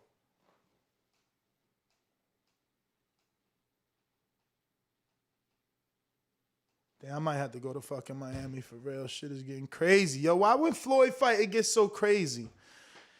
All right. Where's the first super chat? Let's see. Who's up? Hit that thumbs up button. Don't forget to subscribe to the show. First super chat this morning from Karma Sir says, good morning. Good morning. Ness, happy late birthday. Hashtag 40s Club. You already know. We out here. We still ticking, man. We doing it. We doing it, man. Yo, we get into the next one. Karma is from California, so shout out. I think it's Ontario. Shout out everybody on Ontario. And now I got to answer a quick Patreon message. After this message, in the meantime, we're going to go scooting. Who's next on the super chat? Looks like Louisville Slugger. Good morning. I remember when I thought that stood for like Las Vegas and shit. But he says, Wilder, a living legend. Time to shock the world. Yes, sir. Now, I mean, look, it's hard for us truly, right? Like, I guess we would have needed like an older person, man, you know? I wonder if, is that, look, you know, Ronnie is not old enough. We need someone a little older, man. That's why Nazeem Richardson was good, man. Rest in peace, Nazeem, man. He was good historian. We need a person that's older that can tell us. And it's probably never gonna be a good comparison because I mean those times were definitely completely different from these times. You know what I'm saying? It was just like, you know, a lot worse. Not, you know, just a lot worse for people of color. So Ali saying the things that he said at that time are always going to be like memorable in life, man. But what is this? Eliza, right? Says Malik Scott was trying to say Wilder is the closest to Michael Grant. Damn, you disrespectful. Y'all going through it. Y'all coming for the guys, huh? All right. Who's next? 1-425-569-5241. Sony Wood said, doesn't mean the same thing. Have we forgotten? And Tommy Morrison. What the hell? doesn't mean the same thing. Have we forgotten? And Tommy Morrison. I have no clue. No clue. What he means? Does he mean that the Great White Hope doesn't mean the same thing it used to? Have we forgotten Tommy Morrison? But no, I mean, shit. Look at all the clout Morrison got. You know what I'm saying? Even his son is getting clout right now. That's how it is. Like, he's a name in the sport. Shit. That dude, what was my man name from Rocky? He was, bruh, Tommy Morrison played him, and that was like based off him and shit. Rocky wrote that character for him. We got Dog 215 or DOG 215. He says, do travelers get harassed at the airport? Word is born. Word is born. Or pulled over. You know what I'm saying? Consistently fucking searched. Come on. But it is what it is, bro. Spence, I don't know. He's got the UK bias. I mean, it is what it is. It's always going to be like that. Punch Drunk Boxing says Spencer Fearon is absolutely on point. Wilder versus Fury has nothing to do with race. We Americans tend to bring up race when it's not even an issue. It's gotten to the point where we're creating issues. Nah. Boxing is definitely built on race. Like, oh, it's yes. Why does Bob prefer a Mexican in the fight? I mean, there's a reason, you know what I mean? Let's see. And look at the promotion that Vasil Lomachenko would receive, you know? So let's be real. Going, let's see who's next. All right. Punch back with another one that says heavyweight undisputed is a fight Ali real boxing fans should have vouched for. Undisputed is the most precious crown of all sport. Trilogy only good for Wilder. Oh man, another dude telling Wilder, y'all tripping. See, this is what I'm saying. Y'all don't know what to defend. I defend the contract, man. I defend the contract and everything that it stood for. For real. I gave you an opportunity. Oh, shit. I forgot about that. I wonder if this is going to go down. Let me contact my peoples. I forgot. We might get a little interview on today. Little secret interview. Let me see here. All right. Hold on.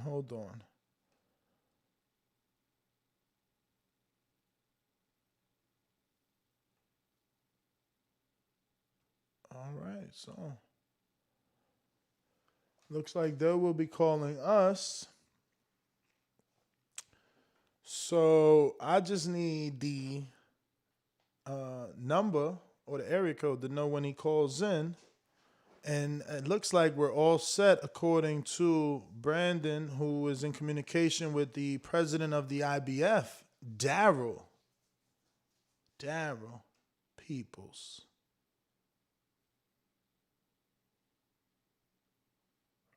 I said that right?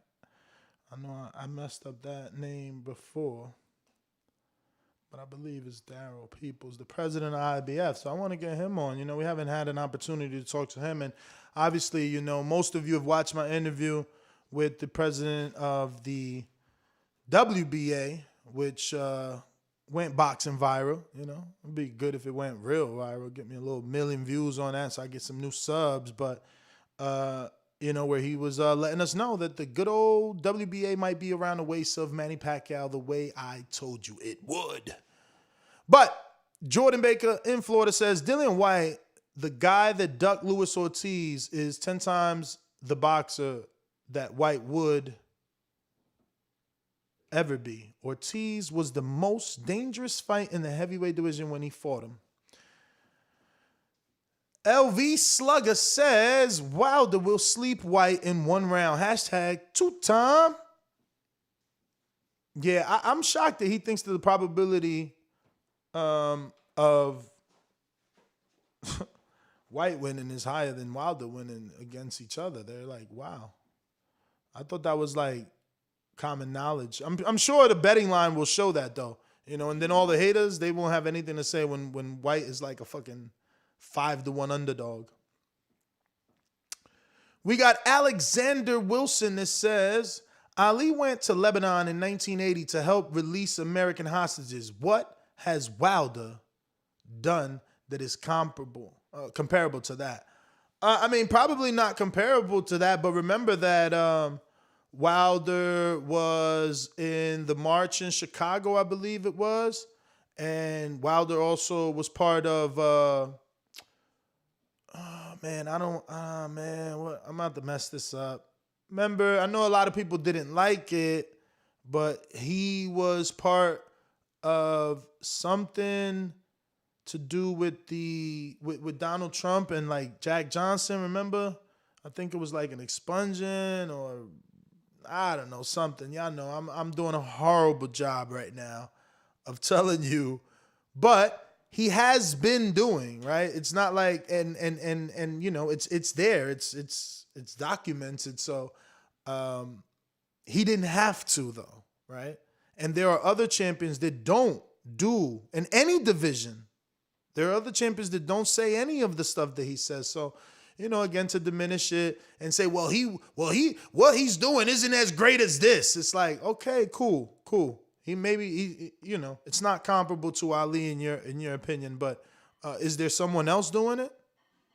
Because if you can't find another, you know, A, heavyweight, B, a dominant one, C, outspoken, D, consistently talking about racial politics and topics, then why isn't he the most comparable? You know? I mean, I don't see Mike Polite Coffee doing it, or Cassius Chaney, or Jermaine Franklin, or Michael Hunter, or Jerry Forrest. Like, there are dozens of American black heavyweights that do not take their platform to do or say any of the shit that Wilder says.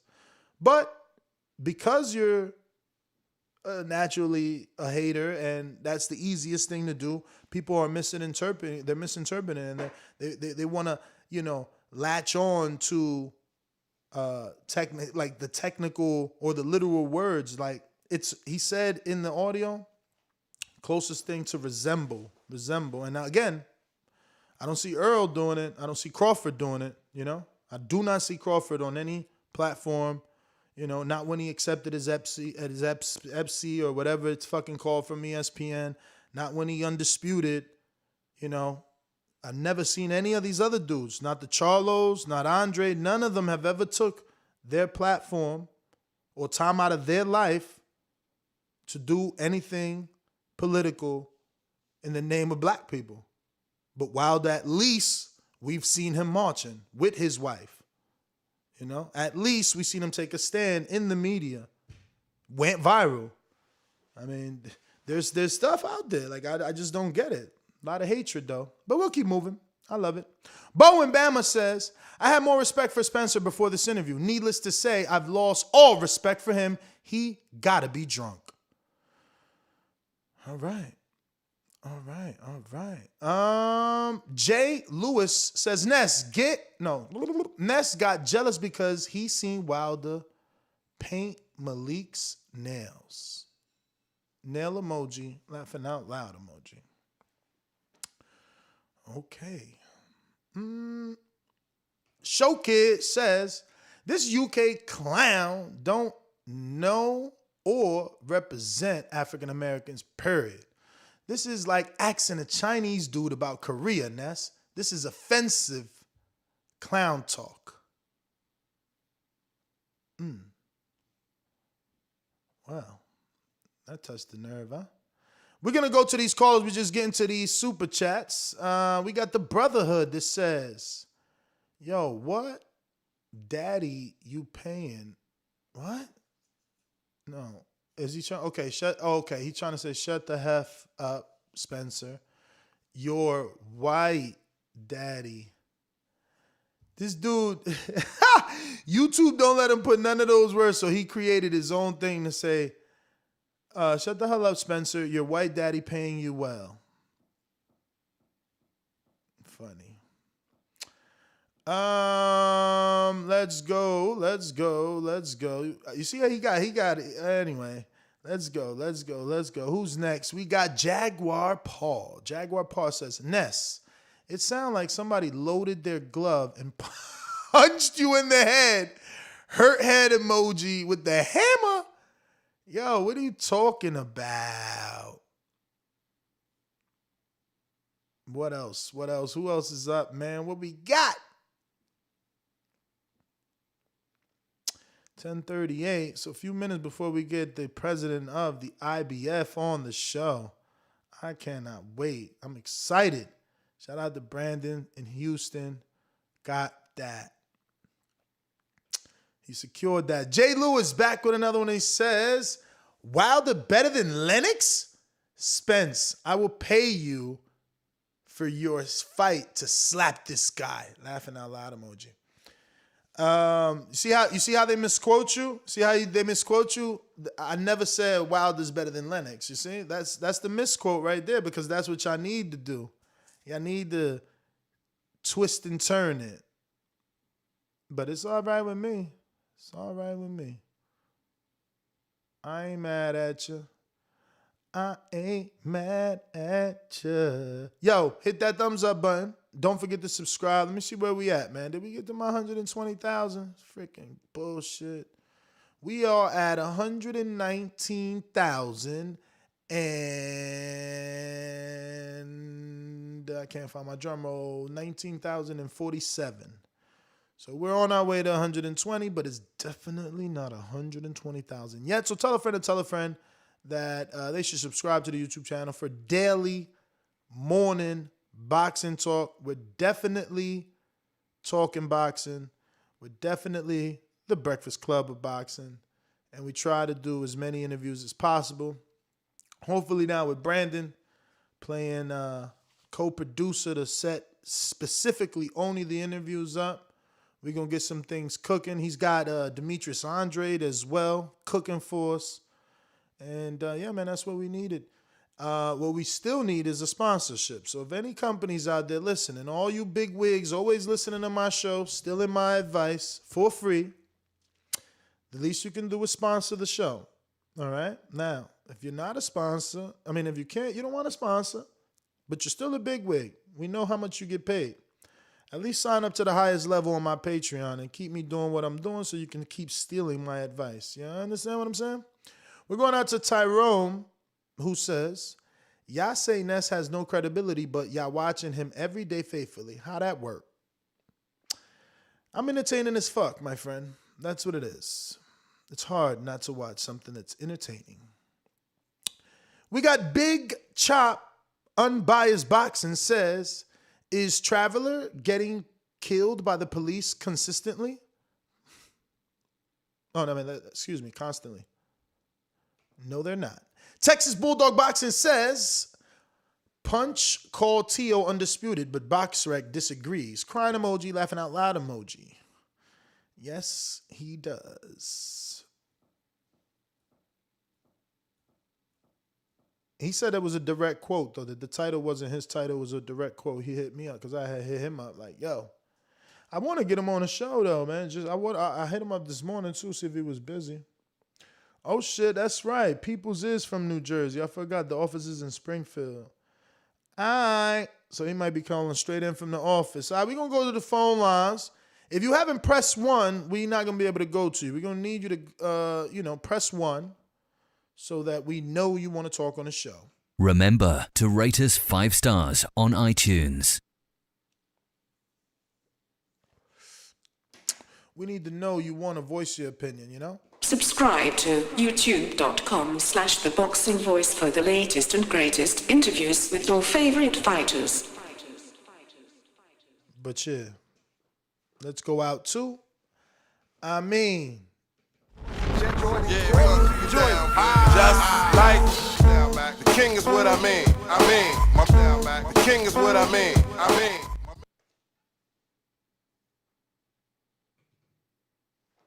Literally, what's cooking, fellas?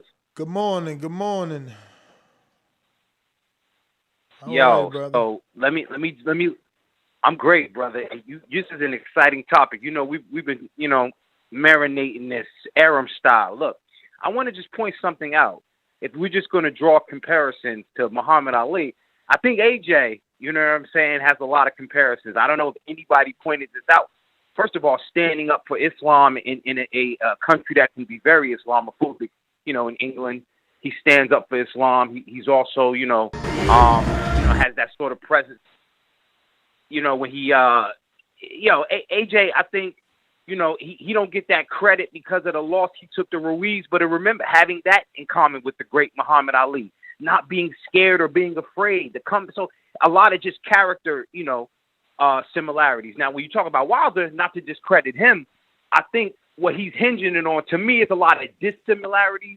But I think the principle in terms of offering opportunities to people, and like you said, standing on his square. Listen, we got it in the motherfucking song till this day, me and Stainless. You know what I'm saying? When he had to bark on Radio Raheem.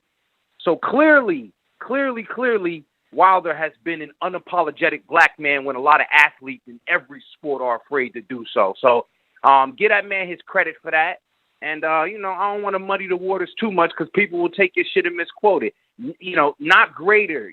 Nobody can be greater than Ali in so many regards. But, the fact that we're mentioning his name in the discussion with Ali, that's a hats off enough. Let's just not get crazy. You know what I'm saying? Let's not get drunk off of that shit, man. It's my call, man. Keep it going, Ness. You the man, bro.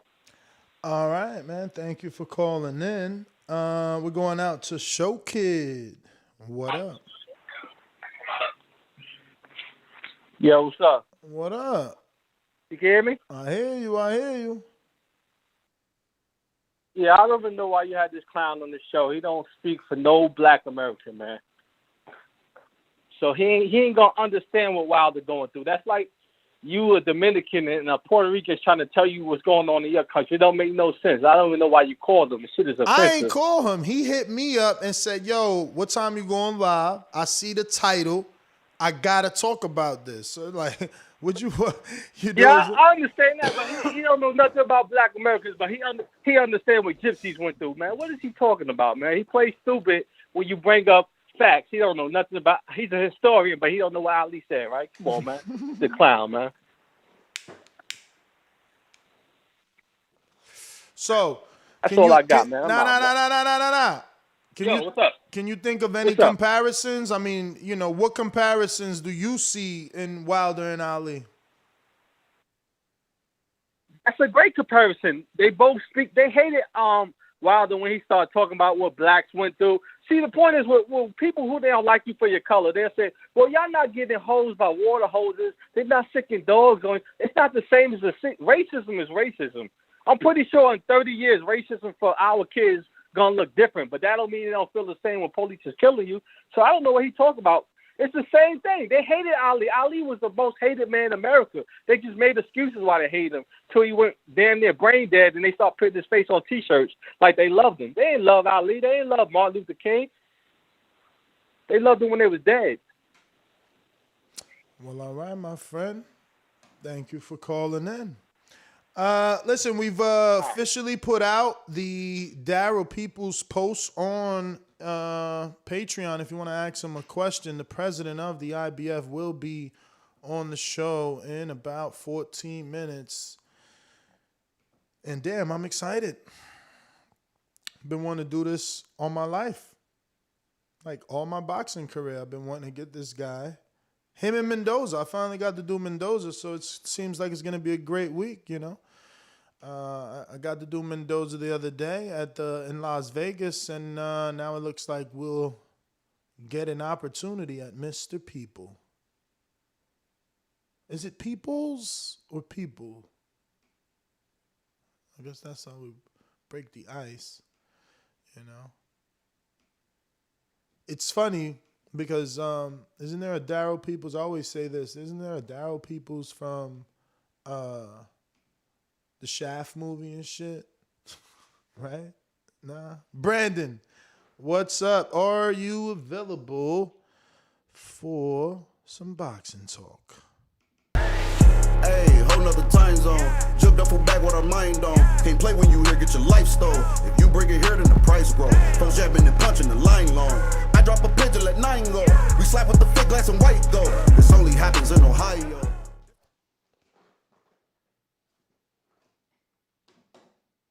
All right. Brandon. Brandon. No Brandon. No Brandon.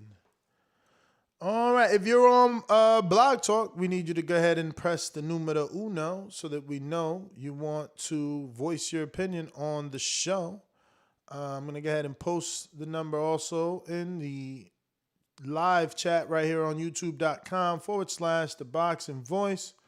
Go ahead and subscribe if you haven't already done so, as we're out here rocking and rolling and getting it in.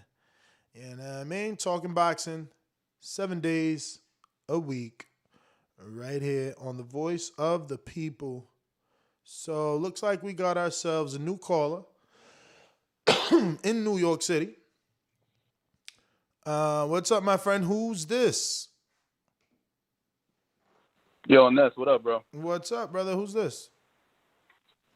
Wayne, Queens, man, Queens. Calling in for the first time, but I've been listening. You said For Wayne? years, bro, but yeah. Wayne and Queens, talk to us. Appreciate you listening in, man. Yeah, man, I had to call him, and I was listening to this idiot, man. The Spencer guy's mad dense. The guy's dishonest with his analysis and shit. Because, first of all, he wasn't listening to understand anything you were saying. The guy was listening to respond. Matter of fact, the majority of the time this guy's talking, you were talking, he wasn't even listening. He was just waiting to cut you off to put in his opinion on some shit that he doesn't even understand. This fool is talking about Americans, black Americans. If you don't live in this country, you have no idea what it's like to be a black man in America. So first of all, he needs to shut the hell up with that. But with the Wilder thing, man, the Wilder hate is like historic to me because I thought Floyd had haters, but the amount of haters Wilder got is beyond that. Because like at least with Floyd had the support of the boxing community. Even in the boxing community, Wilder got haters. These niggas don't even like Wilder. This is crazy to me. This is talking about, technique and all of this shit. All of these fools got techniques and they get their ass knocked, moved the fuck out every day. So that shit don't mean nothing to me. Ortiz had technique. We respect Ortiz. What happened? Knocked out twice. You feel me? Ortiz, everybody's ducking Ortiz, but Wilder took the challenge, gave this man an opportunity, had all the technique in the world, knocked smooth the fuck out. Yardy got knocked out with a fucking jab. But he got technique though, right? We don't give a shit about no technique. The man's got skills. Listen, one of the greatest trainers in the history of boxing, rest in peace to my man Dazn, he's the one who first compared Wilder to Ali. He said Wilder is the most gifted fighter since Muhammad Ali. And the man had a point. Why? Because Wilder came from somewhere nobody came from, which means the man's got a gift. How can you get off the street driving trucks, get a friggin' medal in the Olympics, knock niggas out left and right, the highest knockout percentage in boxing history, win the title, defend this shit multiple times, and you can't fight? That shit don't make no damn sense to me. All this shit is hate.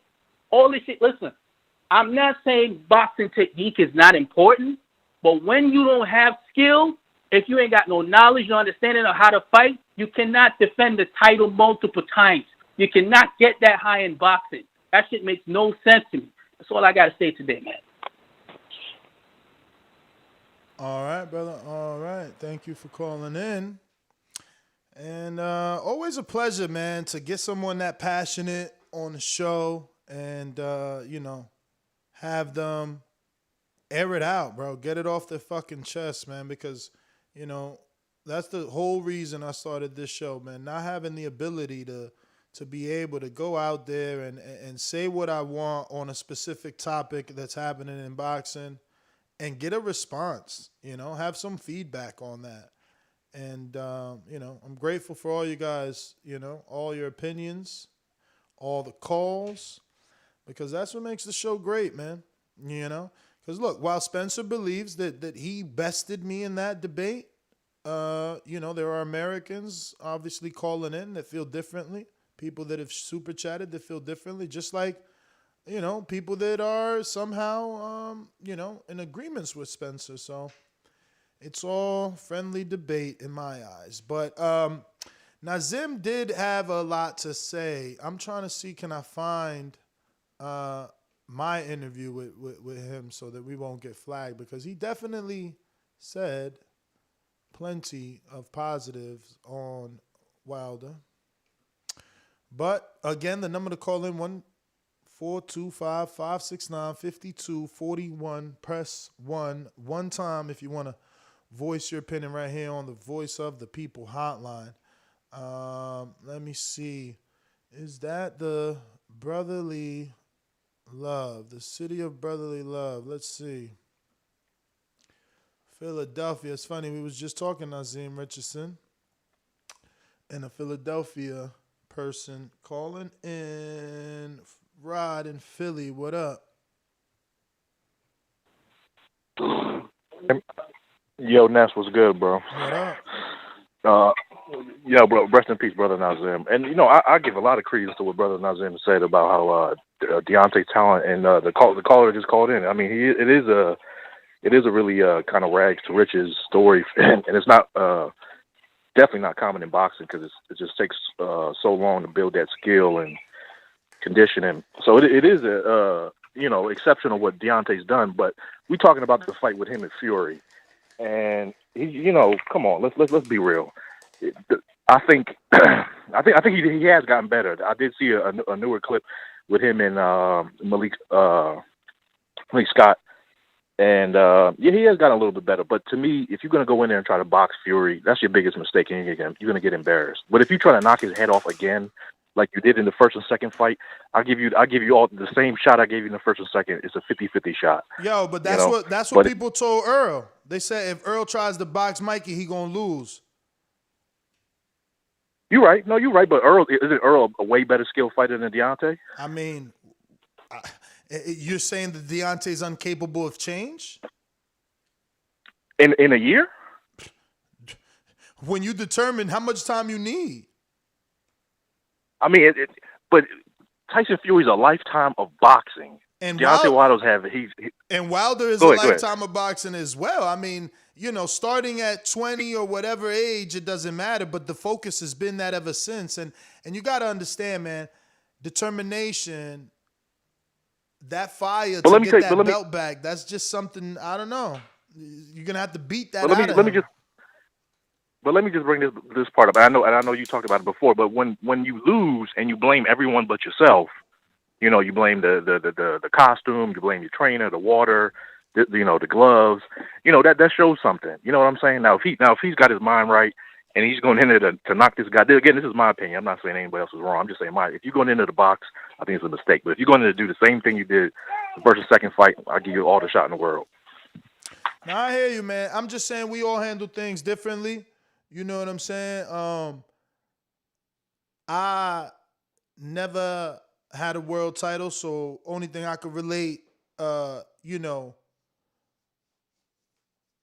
a loss that great would be, you know, like, I don't even know. You know, I don't even know what you could relate it to, for real. Like, what we know is that he desperately wants revenge, right? So the narrative should have changed by now, right? Simply because we see that no amount of money can deter him from trying to win his title back in the ring. See, you guys get hung up on costumes and excuses, but what you're not realizing is that you have a man that refuses to lose, right? Yes, he lost, but you are going to have to kill him, right? And that's what he said. I'd rather die in the ring. And because of that, he didn't take a tune-up. Because of that, he won't accept step-aside money. Because of that, he'd rather lose. He'd rather go in there and lose, but he's taken his opportunity to try and win. And we're still not backing that. We want to back the guys that want to offer 20%. We want to back the guys that want to offer flat fees. Those are the guys you back. Those are the guys you back. That's why I'm all right. I'm all right being on this island. Call me delusional. Say whatever you want. But I don't back the dudes that's offering flat fees. I back the dudes that's out here giving opportunities, changing people's life. That's what I back, you know? So it is what it is, you know what I mean? Jemmy, in case that message is for me, you know I didn't have a problem with the stoppage. I could be heard on my live fight chat saying, stop the fight. So, you know, I don't have a problem with the stoppage. So I hope that was a general statement because, you know, I've been clear on that. And as far as, you know, the excuses, you know, it's like that, man, when you're in denial, you know. It takes a while. It's a feeling. It goes away, though. As you can see from the YouTube video, follow us right here at youtube.com/The Boxing Voice. This is a refocused Wilder. A happy champion is a dangerous champion. You know, there's no longer that dark depression. Whatever he was going through, it's now.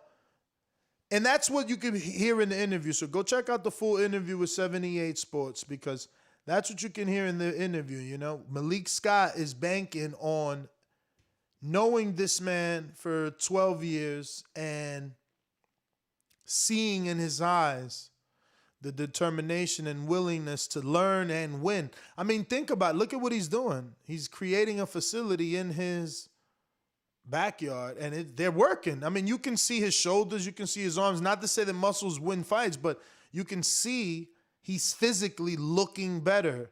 Not only physically in the physical, but physically in the movements.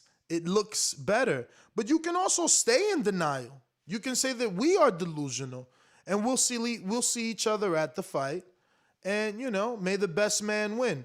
You know, it's unfortunate that, you know, Spencer, as a alleged historian, isn't, again, bigging up this fight. Rather than downplaying Deontay Wilder and discrediting him for going through with the trilogy, he should be bigging it up because it's never been seen in heavyweight history. What happens if Wilder knocks out Tyson Fury? We can possibly see a fourth fight that it's something that's never been done, right? So it's like, I know right now, today, your mind is like, oh, man, we don't need a fourth fight. We don't even want this third fight. Yeah, that's because Wilder hasn't won yet. If he wins, and if he wins in the same Wilder fashion, yeah, people will be talking about four fights. Remember, Rafael Marquez versus Israel Vasquez got 4 fights. 4 fights. See, what you guys don't understand is, as much as you say that there's no interest, there's 3 fights, and they'll be on pay-per-view. How could there be no interest? If there was no interest, Bob would be telling you the same thing he's telling you about Bud. There's no, we can't afford to do that fight. We're not doing that. We're not taking that risk. They're not saying that about this. There's no risk with this. They know where the numbers lie with this. The data's out there. But it's you, the hater, saying that this is a fight that no one wants. But that's not true. But it looks like we got Daryl Peoples. Daryl, is this you? It is. Good morning. Good morning. Is it Peoples with an S or no? Yeah, yes, Peoples with an S. Oh, perfect. So, Daryl, I'm going to just tell you, man, I have been wanting to do this interview maybe 10 years now. I'm just not as persistent as I should be. So thank you to Brandon who assisted in getting this done. I just actually was in Las Vegas and had the opportunity to interview your friend Gilberto Mendoza of the WBA. So, you know, having an opportunity to interview you days later, it's a fantastic opportunity. That being said, good morning. How are you? I'm doing well. How about yourself? Again, now that I'm interviewing you, fantastic. I'll have you know we're both New Jersey natives. I just relocated to Florida, bought my second home here in sunny Sunshine, Florida. So I left you with the cold out there in Springfield, but I'm originally from Newark, New Jersey. So you having your office in Springfield is Springfield Avenue is actually pretty cool. Yeah, well, actually, one of our first offices was in Newark on Commerce Street. Beautiful. Wow, downtown. Yeah. Yeah. Nice. So I want to say congratulations first and foremost. I've never been to one of your conventions. I look forward to it. I was actually going to go pre-pandemic. The famous referee, oh my God, Willis. Mr. Willis was inviting me and giving me all the information, but then the pandemic happened. That being said, I just want to congratulate you on being the first and only black president of the sanction. Like, there's no other sanctioning body. This is, so I wanted to interview you just based solely off that. How'd you get involved in this? How were you allowed to? Because it doesn't seem like this is common. Well, actually, the founder of the IDF and all three of my predecessor presidents were African American, and two of them were women. Beautiful. So it was more or less through progression. I started with the IDF around 1995 as an administrative assistant, and 2 or 3 years later, I started working with the ratings committee. President Bobley appointed me as the ratings chairman, and I served as the ratings chairman for all three of my predecessors before I became president 10 years ago. Now, what was your mission statement when you first took over? What did you want to accomplish as the president, and what year exactly did you take over? I became president in 2010. One of my biggest goals was to expand the IDF. There was a few countries that were IDF friendly, but I just wanted to expand our influence, concentrating on Asia, which we were doing okay in, and I'm still working on getting bigger in Africa. But I mean, it's global. There's stuff going on everywhere, but more than just having China and Africa are two places that I want to see boxing develop, because I believe there's a lot of untapped talent there. And we've always been about, since the inception of the IDF, is offering opportunities. So one of the things that I love about the IBF is that you can pretty much bank on a mandatory getting their shot when it comes to the IBF. I like to joke and fantasize that if you guys ever, came together as one, kind of like Voltron, I would still want the IBF to be in charge of mandatories, because you seem to give a person their mandatory regardless of politics, regardless of how much money or popularity or what it would mean in terms of, sanctioning fee. Your guys get their shot. Why is that such an important thing, and why haven't we seen the IBF kind of, bend on that rule? Well, quite simply put, it's a rule. Listen, as a result of people being unavailable for whatever reason, we sometimes have a number 3 contender who will become the mandatory. But the whole philosophy behind our eliminators, and we're still tweaking the rule, is to try and find the preeminent contenders in the division to become the mandatory for the champion. So, again, we're reevaluating it, but we think that you should kind of earn your way into a mandatory position through fighting, not just through attrition. And it's been working. It has. Again, it's something that boxing fans could look forward to, is the number one contender getting their opportunity when it comes to the IBF. Now, can you explain, did you adapt, or has the IBF rather adapted the rule of not ranking another champion? And why was that rule adapted? Well, we do not rank other organizations champions, especially if they're considered a world champion, which there's more and more of those.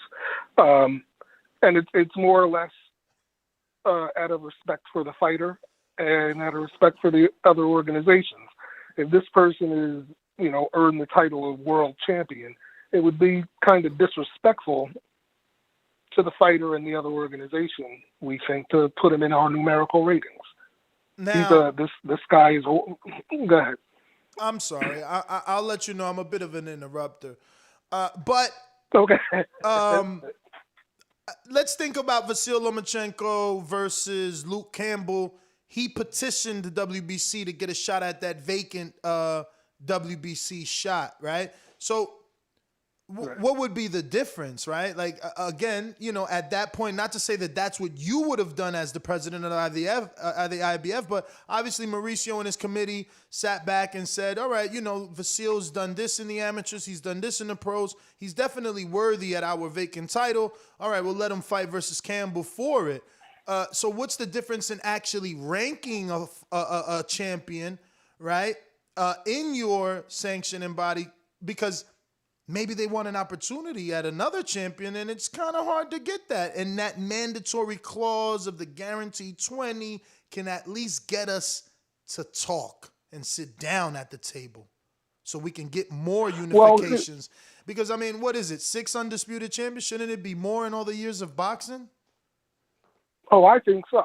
But here's the thing. Keep in mind, we don't have a rule that prohibits unification. In fact, we encourage it. Our rule, even in our rules, like most of the other rules, we'll say that a unification takes priority over a mandatory. However, with the IBF, our rule is we only unify with the preeminent champion. So it's got to be the highest echelon of your champions. So we do encourage it. So that brings me... We like to see unifications. So that's a perfect segue. That's a perfect segue. So I spoke to Mendoza, Gilberto, and they're waiting on, I guess, their committee now to decide whether or not the champion in recess, Manny Pacquiao, is rightfully deserving of defending the title, which was given to Ugas as the regular champion, elevated since Pacquiao was inactive, but Ugas never fought, hence making it possible for Pacquiao to get reinstated in time to fight your champion, Errol Spence Jr., which his mandatory hasn't been called. Is that the reason why it hasn't been called? When will he get one? Is the question.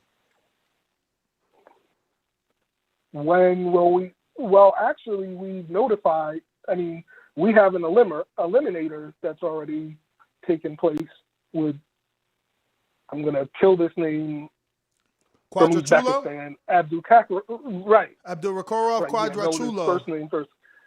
Right. He's already he's already the IBF mandatory.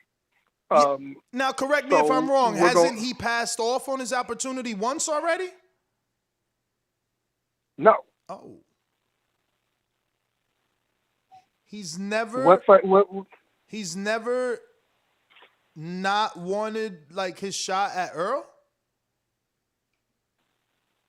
I don't believe so. Because he's been number one for a long time. I mean, ever since he fought Luis Collazo, I believe. Don't know. I really couldn't tell you off the top of my head. Yeah, I mean, he's been fluctuating. He'll be 1 or he'll be number 3, and the IBF will have like 1 and 2 vacant for a time. Like now you have Porter there, but there was a time where Porter wasn't there. So and Porter did fight and eliminated. Exactly, versus Formella. Yes. Let me see something. Sebastian Formella from Germany, or yeah. Now, so how'd that make? So Quadratrulo remains number 1 in the mandatory because he's always been. Porter would be the second mandatory to come when that gets called. Right. Which is a year to the date of the fight? Well, yes, but then again, you have the issue. Right, our mandatory is 9 months. You get. Oh wow! Unless it's a vacant title. Beautiful. And if it's vacant, what's the procedure? 6 months. Wow. Okay. But I'll tell you, just pragmatically, that's rough, because once you get to guys at a certain level, there's contractual obligations with networks and promoters, and you're not finding a whole bunch of guys that are fighting 3 or 4 times a year. So we don't have a rule. We don't want to have a rule that we can't enforce, or if it would just be too severe on the fighters. You can't sit around forever, but we do want to be fair. Definitely.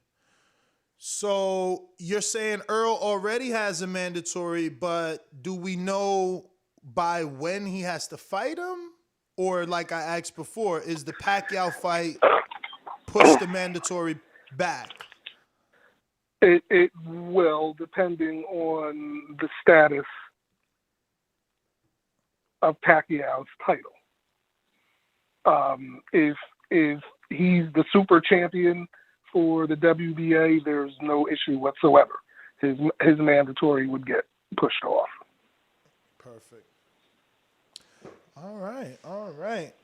So I wanted to ask, you don't, or you haven't frequently adapted interims or just other IBF belts. I think I've seen maybe 2 in the last few years. I believe you gave Adam Kovnacki one for a fight with somebody in New York, and then maybe someone in the between 130 and 135 maybe received some sort of IBF interim, but it's not a main thing. Why is that? Why is that? Well, our rule is pretty clear. The only way we'll allow for an interim title is if, for any certain reason, the champion can't defend his title. That's it. If he's injured or sick or whatever. Those are the only circumstances in which we will allow an interim title. So what was the science behind the Adam one? Because Joshua was the champ. Pulev was at the time the mandatory. What was the science behind Adam receiving an interim? Well, he wasn't the interim. He was just the leading available. But he received the belt in that fight, no? Adam Kovnacki? Yeah. Definitely had a red belt that night. Okay. Let me double check, but I'm pretty sure. Yeah, I'm But anyway, so there's not an interim in every division. It's definitely situational. No. Yeah, and it's a pretty rare occurrence. And so now Pulev, that happened. So AJ gets 9 months from the Pulev date. Well, he would had he not been a unified champion. We have, albeit loosely constructed, a rotation system. So it's either, well, we know the WBO mandatory is next. So after the WBO mandatory, he has his WBA mandatory before it gets back to us. So the mandatory could be waiting for a really long time if he's the mandatory to a unified champion. On its face, what we typically do is whoever's mandatory has been the most outstanding, or whoever's mandatory has been waiting the longest, we try and arrange it for them to go first. So let me get this clear. In the simplest terms, since the IBF was granted the Pulev mandatory, you don't get a chance at a contender getting a shot at AJ until the other sanctioning bodies get their mandatories called. Correct. Wow. Okay. Yeah. That can be a while now. That could be a very long while. So, Mr. People, so are there special cases? Let me say that, because let's hypothetically talk about this IBF heavyweight division. Filip Hrgović just won the purse bid with Hunter. Hunter pulled out, but eventually, he's gonna fight someone for the eliminator to become the mandatory, and he's obviously backed by people that are moving him fast. He's a heavyweight that just came on the scene, but look, he's trying to get an eliminator, and there's people bidding for his purse bid. So I don't think they're gonna want to wait. Are there special circumstances?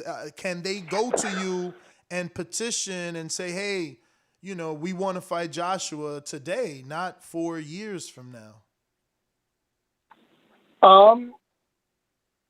Well, the only one who would have a right to ask, well, sure, they could make that fight while Joshua is in his optional period with us. I mean, Joshua has no mandatory obligation to us for quite some time. So yeah, they could, but we couldn't order that fight as a mandatory. But sure, they free negotiations with anybody in the top 15. Okay, but that's definitely letting us know that the only way Hrgović gets a shot is if Joshua gives him one. As far as the IBF calling a mandatory and saying you must negotiate within 90 days, that won't happen until the WBC have their mandatory option with Joshua, then the WBA, then the WBO, then it's the IBF's turn once more. Well, right, everyone but the WBC. Oh, so you don't wait for the WBC? They don't. No, we don't have to because they're not involved with this. Unless Joshua and Fury fight, and Joshua won the WBC title. I got you. I got you. You're right. You're absolutely right. Yeah. I'm making it as if Joshua has to defend the WBC. You're right. Absolutely right. Okay, so then there's only 2 that they have to wait for, so that shortens some years, definitely. Right. So, how real was this Charles Martin versus Deontay Wilder eliminator that was rumored heavily? Was that just a rumor? It was. It was never presented to us. Okay. I heard about it too, but no, it wasn't. It was never presented to us. Hearing about it, what was your initial thoughts? Well, the biggest issue is that Deontay wasn't in our ratings.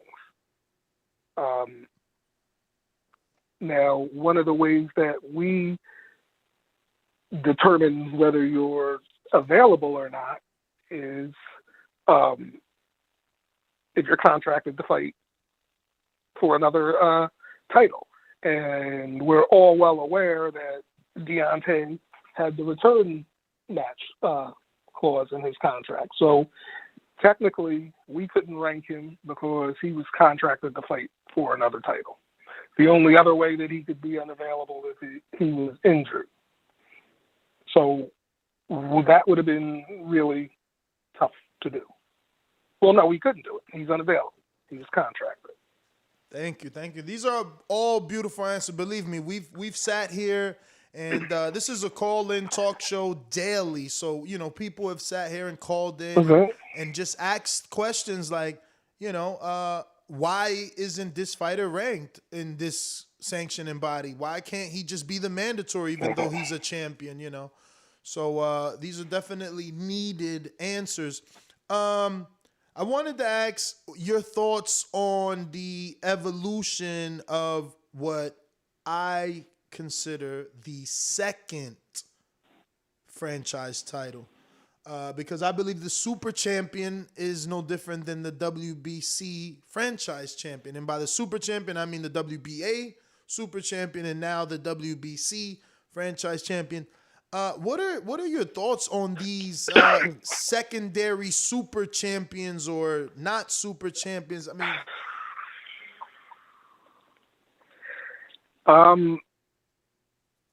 For unifications, we do not recognize the super champion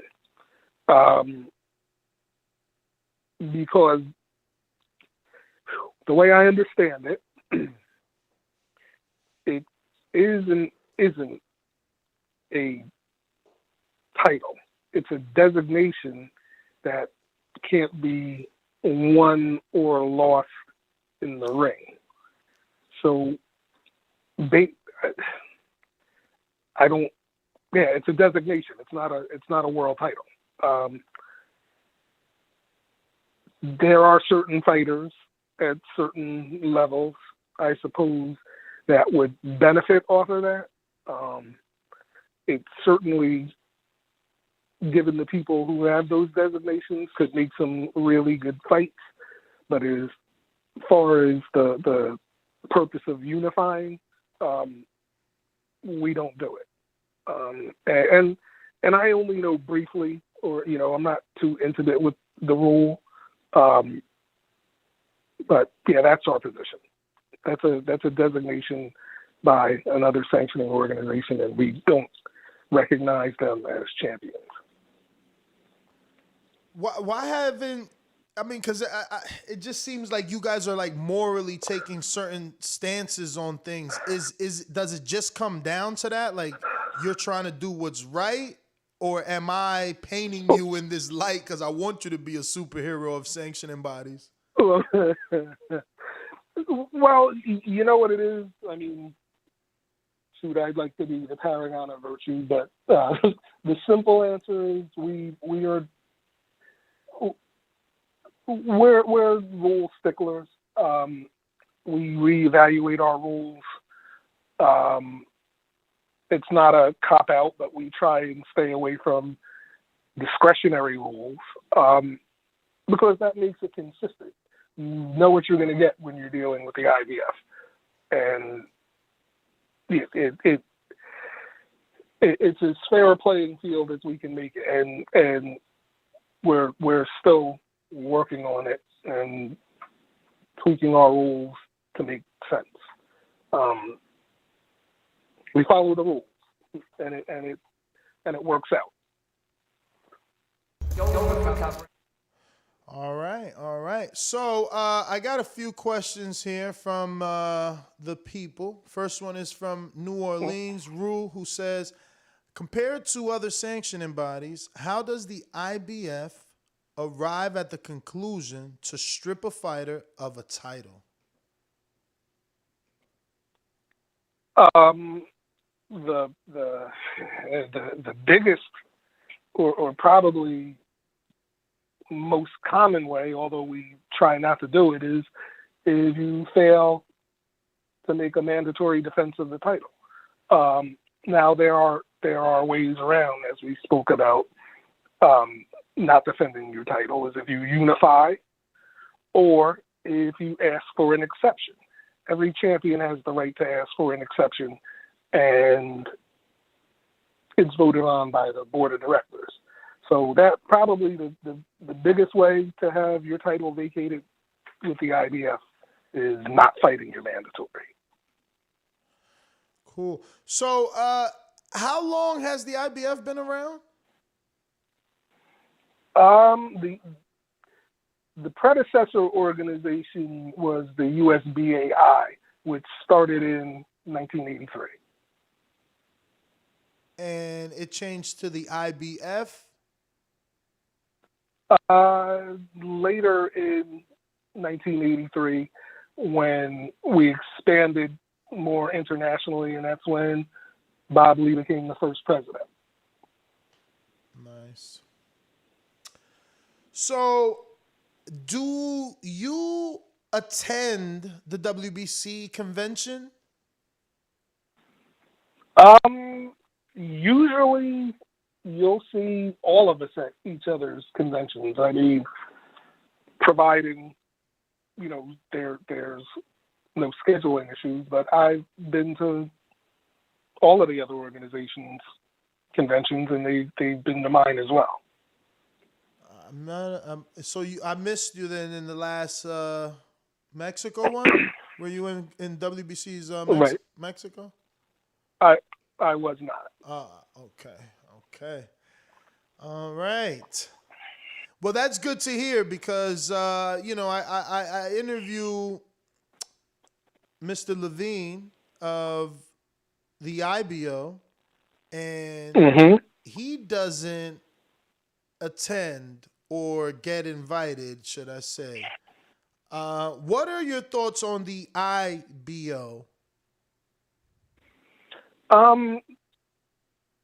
Well, first, Ed has been to our convention. Our last convention in Florida, he's been to. Well, I mean specifically WBC. Like, he doesn't go to that one, whatever reason. Oh, okay. I listen. The IBO is a decent alternative. They do give guys opportunities. They have a lot of recognition in South Africa. They do well in Europe. I have no problem with the IBO, and Ed and I have been friendly for many years. So I think no issues here with the IBO. Are you non-profit or no? Yes, we are. Yeah, non-profit, 501c6. So, and because, my understanding with speaking to Mauricio, like, he said that the big four, which obviously are you, the IBF, WBA, WBC, WBO, would be more accepting of a IBO if they weren't if they were not for profit. Does that matter to you? And if so, what is the reason behind that? And understand that I'm not trying to figure this out. Let me just give you clarity. I'm not trying to figure this out for financial reasons or to get in your guys' pocket. More to understand when are we just gonna recognize this other belt? It's like this other belt that people are out there, and and for me as a journalist, right? Like, I interview guys and he's an IBO champion, and it's like, do I call him a champion? Do I say he's not? This guy's an interim titleist. Right. Is he a champion? The other one's a regular. He's a franchise. It's confusing. So, and it can be disrespectful for a guy that's been fighting all his life. If he wins an IBO, that might be his. I mean, tell Sebastian Formella he didn't beat Thulana Mbenge for that IBO. You know what I'm saying? Right. Listen, due to the IBO's business model, and without going into a whole bunch of detail, I understand Mauricio's position. I mean, and he doesn't keep it a secret. He's vocalized it when all of us were in the room.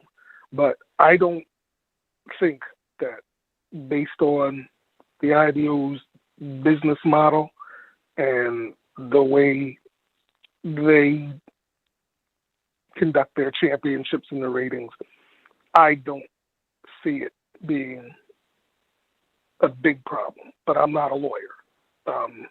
That's my personal opinion.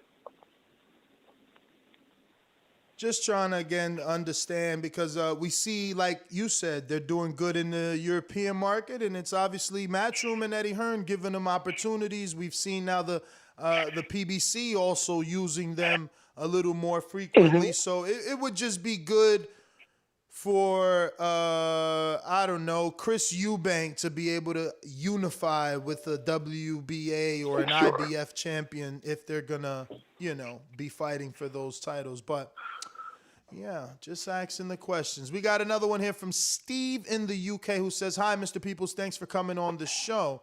What changes or reforms have to be made in boxing? Why don't all sanctioning bodies have a clean boxing program? Why don't the sanctioning fees fighters pay to yourself and others not go towards some of the fighters' pensions? I understand you are a separate entity to other sanctioning bodies, but as a non-for-profit organization, I don't see what else do. Oh, excuse me. I don't see you do other. I don't see what else you do other than collect money and present a belt. Once again, thank you for coming on the show, Steve in the UK. Steve, I've been asked that several times. At one point, the IBF did have a pension and trust plan. And what happened was, if you fought for a world title, you were required to put 2% of your purse into the pension and trust, which the IBF wasn't involved in as far as managing people's finance. Well, what happened was there was more fighters than you would imagine who opted out of the plan, didn't want to be part of it. So, in layman's terms, didn't want to give an extra 2%. Right.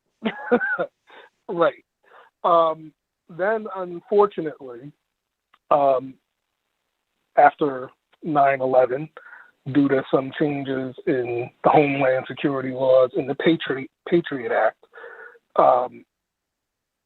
we weren't allowed to have international or non-U.S. citizens participate. So it actually became an unfair burden, or it just didn't pass the smell test, requiring certain people to do things while not making other people have the same obligation. However, we still made the pension and trust plan available on a voluntary basis. Several fighters have done okay getting pension money. Some of them, it's more like a 401k. If they put small amounts in it, they may have lost money, but most of these fighters did. But due to participation and change in regulations, we discontinued the pension plan. We do have what the acronym is SARB, Special Assistance to Retired Boxers.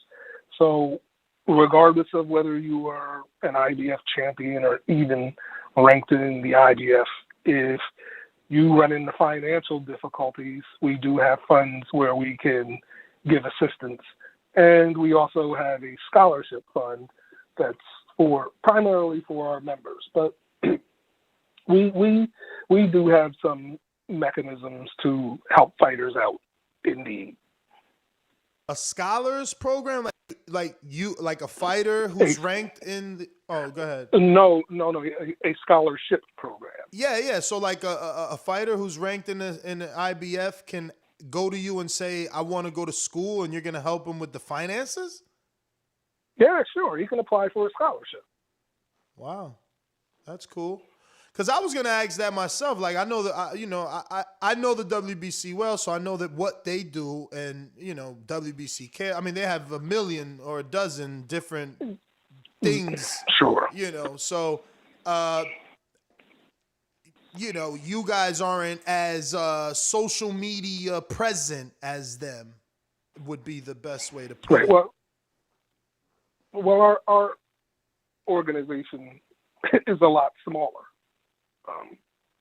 So we're working on growing. But yeah, and hats off to the WBC because that whole WBC cares and their assistance program. They help a lot of people, and it's very well run.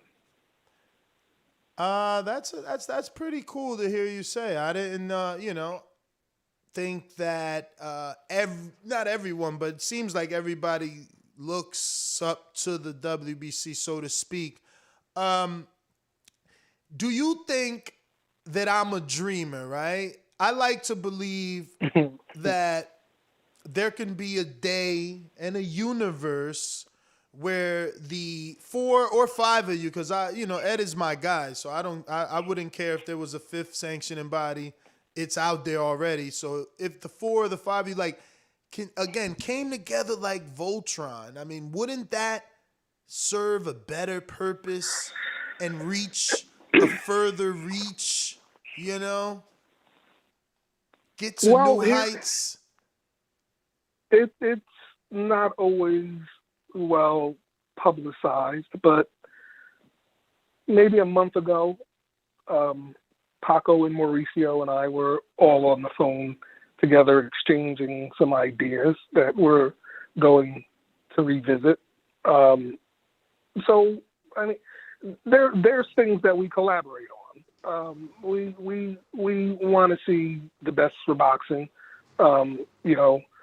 We're just taking different roads to Rome, but we all want to end up in the same place. So we do collaborate. We've had 2 summits in the past years. But again, scheduling is tough, and especially COVID slowed down some of our momentum. So we do have some things in common. In effort to condense the amount of titles that there are in boxing, right? And again, this is me as a dreamer. Is the biggest issue that financially it would be too messy, right? For like all of you to be on one belt. Once again, coming together like Voltron, right? So the WBC has the WBC. They got the big doubly gold. Then you got like Ali on the right and Floyd and even, Sugar Ray or Leonard, depending on the version of the belt. Like, is it difficult for the IBF to be where like Ali is and WBA be where like Floyd, you understand what I'm saying? Like the placement and just present the fighter with one title so there's less belts per division. Is that too much of a dream?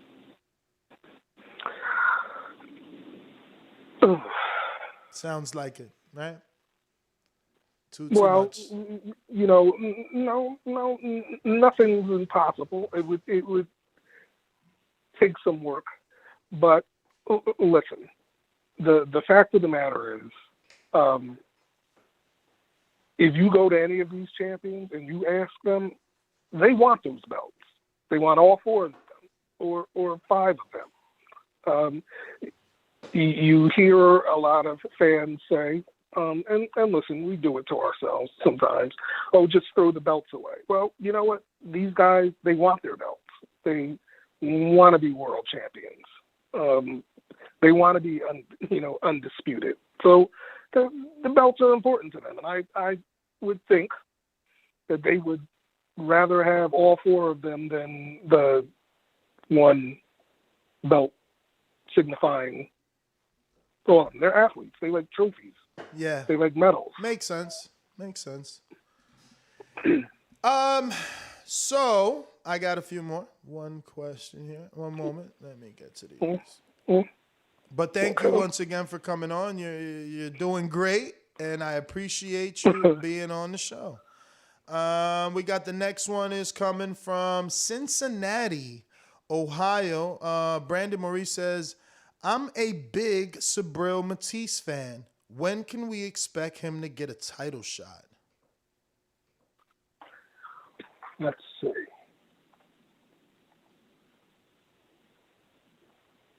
I think we were just speaking to him possibly about an eliminator. Boy. And you have to forgive me because we have a lot of titles going on. And let me just look at some notes.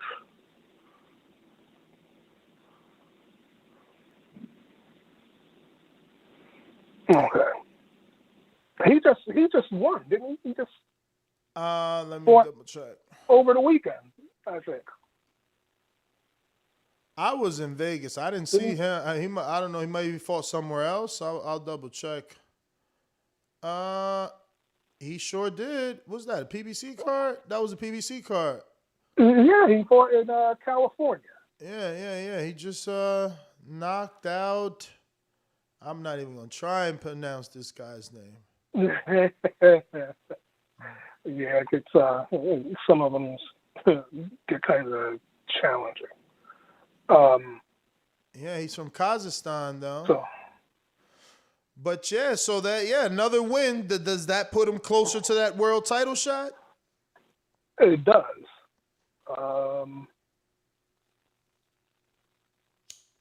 I'm trying to think.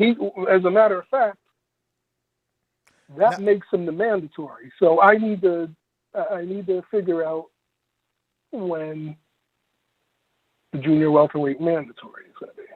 So he is next. Yeah. So you mean next after Jack Catterall? Well, Catterall, that's going to probably be a Oh yeah. Catterall is next. I take that back. Yeah, Catterall is the WBO mandatory. Yes. So after Catterall, yeah. Now Cepeda, he's up. Cepeda won't take precedence over you, being as though Josh is also the WBC champion and the WBA champion. Oh, see, again, that's going to have to go back to the rotation. I think the WBA. Yeah, the WBA is going to come after the WBO. So, yeah, it might be a minute. But that makes sense why Gervonta Tank Davis is fighting the WBA's regular Mario Barrios. Right. They could be lining themselves up. So, in the IBF, there's the number 1 and number 2 are vacant. So there's nothing really shaking in the IBF for Subriel. He's that puts him in. I mean, this has to bump him to number 1, right? Yes. Okay. Yeah. So when John and remember, if it goes vacant, the WBA mandatory.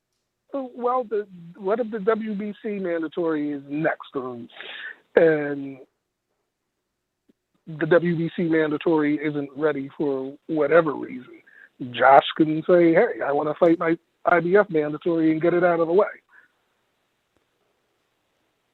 Perfect. Which, yeah. So there's options. Look, it's tough, especially when you're the undisputed champion.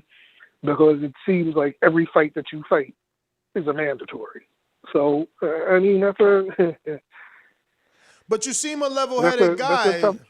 because we haven't seen you, be in the media, not you specifically yourself saying anything, but more along the lines of calling mandatories for Joshua when he's, like, we haven't seen anything like that. Sometimes we hear, like, WBC, they wanted to do this, or the WBA said do this, and, you're not Well, stopping unifications, basically.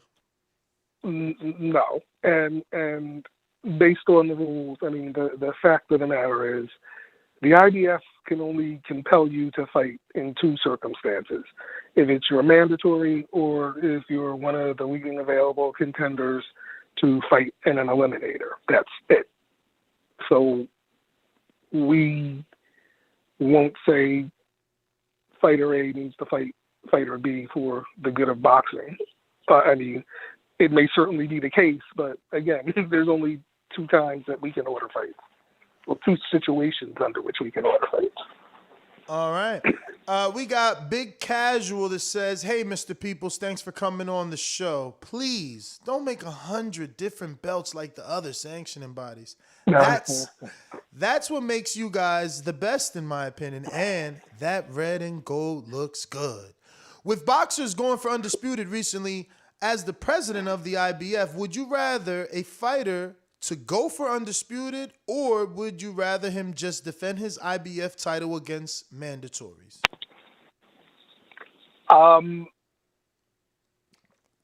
I think I, like everyone else, wants to see an undisputed champion. I'm a big proponent of unifications. And it makes it a lot easier for the fans.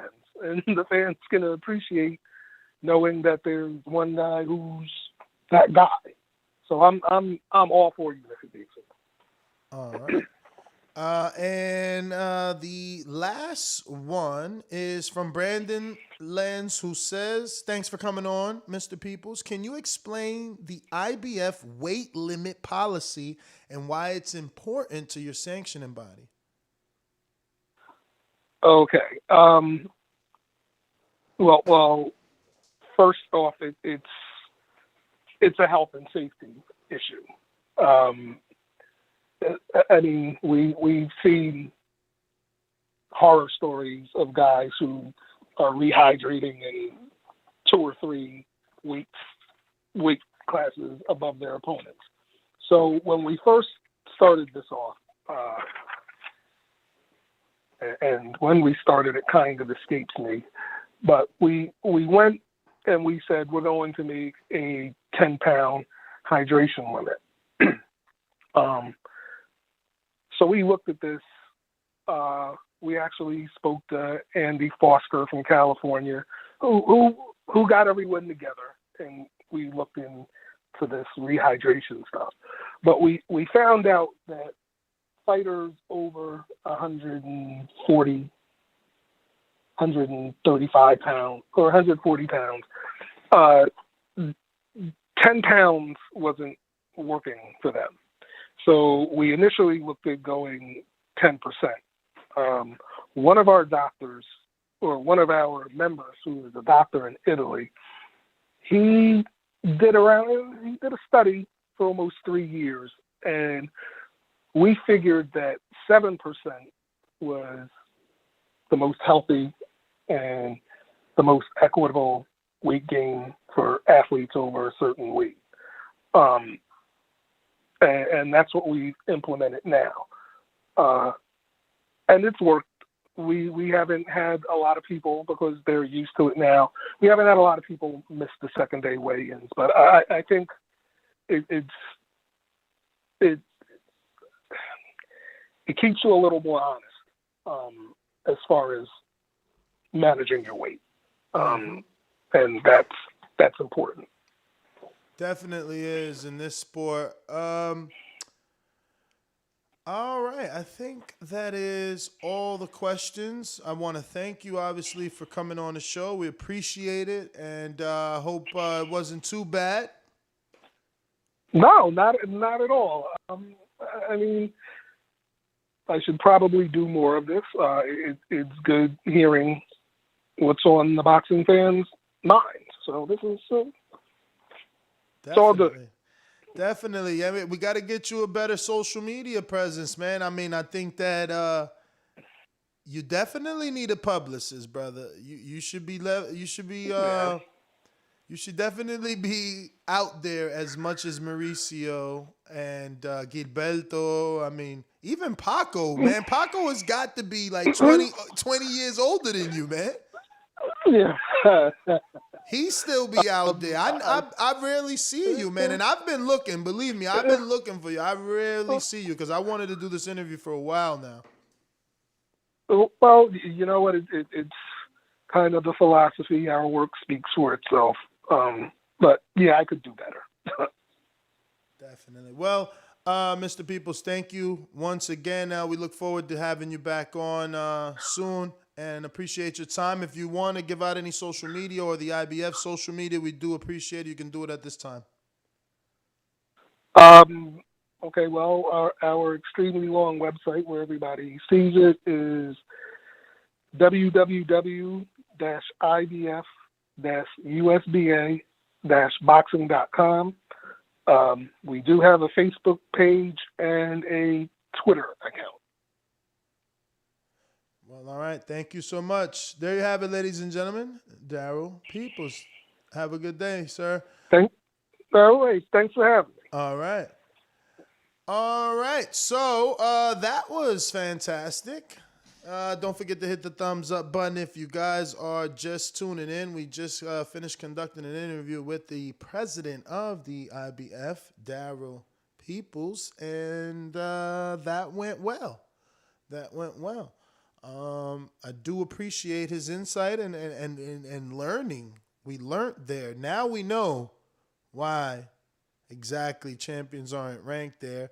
I think it's a lack of communication. I think that should be communicated with contenders before they turn champions, right? As the data. That'll be the data they need to conduct to decide whether moving forward champions can be ranked in other sanctioning bodies. Why, Ness? Well, because if you interview a guy when he's a contender, does he matter if he's ranked in another sanctioning body? He's probably going to say yeah because he wants an opportunity to be a champion desperately. So that will also help us get mandatories for certain champions to face other champions, helping these unifications, speeding things up a little bit. If a Devin Haney, hypothetically, was a mandatory to a Teofimo, we'd probably get that quicker. I don't know, Joe Smith Jr., if he can be the mandatory to better be, we'd probably have a 3-belt unification quicker. So, just things like that, get things done. But if you're calling in, remember, you got to press 1 time. If you don't do that, I don't know that you want to rock out, which means I can't go to you, so you don't get to rock out. But I know who does want to talk. In sunny Seattle, Mr. PBC, baby. BoxingVoice.com. I'm the flyest. Canelo talking about he believe he can win. Go to my kitchen. Get the sharpest knife and cut the bullshit up. I don't care what you do good. I do every fucking thing great. Mr. PBC, baby. Yo. Shout out to, IBF. I gained a lot of respect knowing, what type of person that person is. If you know who I am, I represent, you know what. Deontay Wilder saying, or Malik guy saying he moves better than Muhammad Ali. I mean, hey, take it how it is. If he feels like that, he feels like that. Yeah, man, TBV for life, man. Great job getting that dude on there. I learned a lot. I'm definitely going to support. That's my call. All right. Yeah, I don't know. Was it me? I don't know. I felt like he needs to. I mean, I said it anyway. He needs to be out there just a little bit more. Just a little bit. Just a little bit. Let me see. Someone sent me something here that they said I needed to play to Spence. How did he send this to me? How was this? Oh, this was sent via Insta. All right, I'm going to go to LV Slugger. What is up? TBV, what up? What up, bro? Good show, man. Good show. You know what I'm saying? I ain't even see this much hate when Tyson Fury was getting compared to Ali, man. You know what I'm saying? This is funny though, man. But I think, with these athletes, man, it's rare to see them talk about, cultural things, these stuff that go on in America, like, what we do, George Floyd and stuff like that. It's just rare to see people talk about, stuff that go on over here, man. Because, they bought their check. That'll mess it up. So I think that's one of the reasons why Wilder not the bigger star than what he could be, like as far as being commercially advertised and stuff like that. You rarely see him on commercials and stuff, and I think that's a reason why. You know what I'm saying? We all know Colin Kaepernick lost his whole NFL career behind on what he stood for. So, you know what I'm saying? It's definitely it's rare to see athletes speak up on justice and stuff like that, man. But I think when they say Ali, you know what I'm saying, I think he is the closest, you know what I'm saying, we seen in a while, man. But Ali always gonna be considered the GOAT, especially in the time era he was in, and especially what he was doing outside the ring. So I mean, he always gonna be considered the GOAT, but definitely Wilder is a legend in his own right, man. For him to, you know what I'm saying, people talking about he can't learn how to box, he didn't start late 1920 and get a bronze, you know what I'm saying, in 3-4 years. Like, that tape, I feel like he can do whatever, you know what I'm saying. So y'all just stay tuned. The third fight will be legendary, man. And Two-time. Yeah, man. Yeah. Brandon and Cincy, Natty, what up? What up? No, Brandon. We going out to Mad Bent, Kansas City. What up? Kansas City, Mad Bent. Yeah, I've been trying to keep my thoughts together about Wilder, Ali. I think people get mixed up based on the age because different eras, different time, different context. But I think the comparison is, heavyweight boxer, kind of 10 polarizing on seconds. the side. I think Showcase called in and made a good point. Racism 30 years in the future, it's probably going to feel the same for those who are victims of it. So, and Wilder got a lot of hate. As far as Wilder, boxing and his skills, I mean, people tend to forget, when he got his heavyweight championship against Dazn, he boxed the shit out of Dazn. The guy is very athletic, and he moves well, and he can box. You go to the amateur program, you have to learn to box. To become a bronze medalist, you have to learn to box.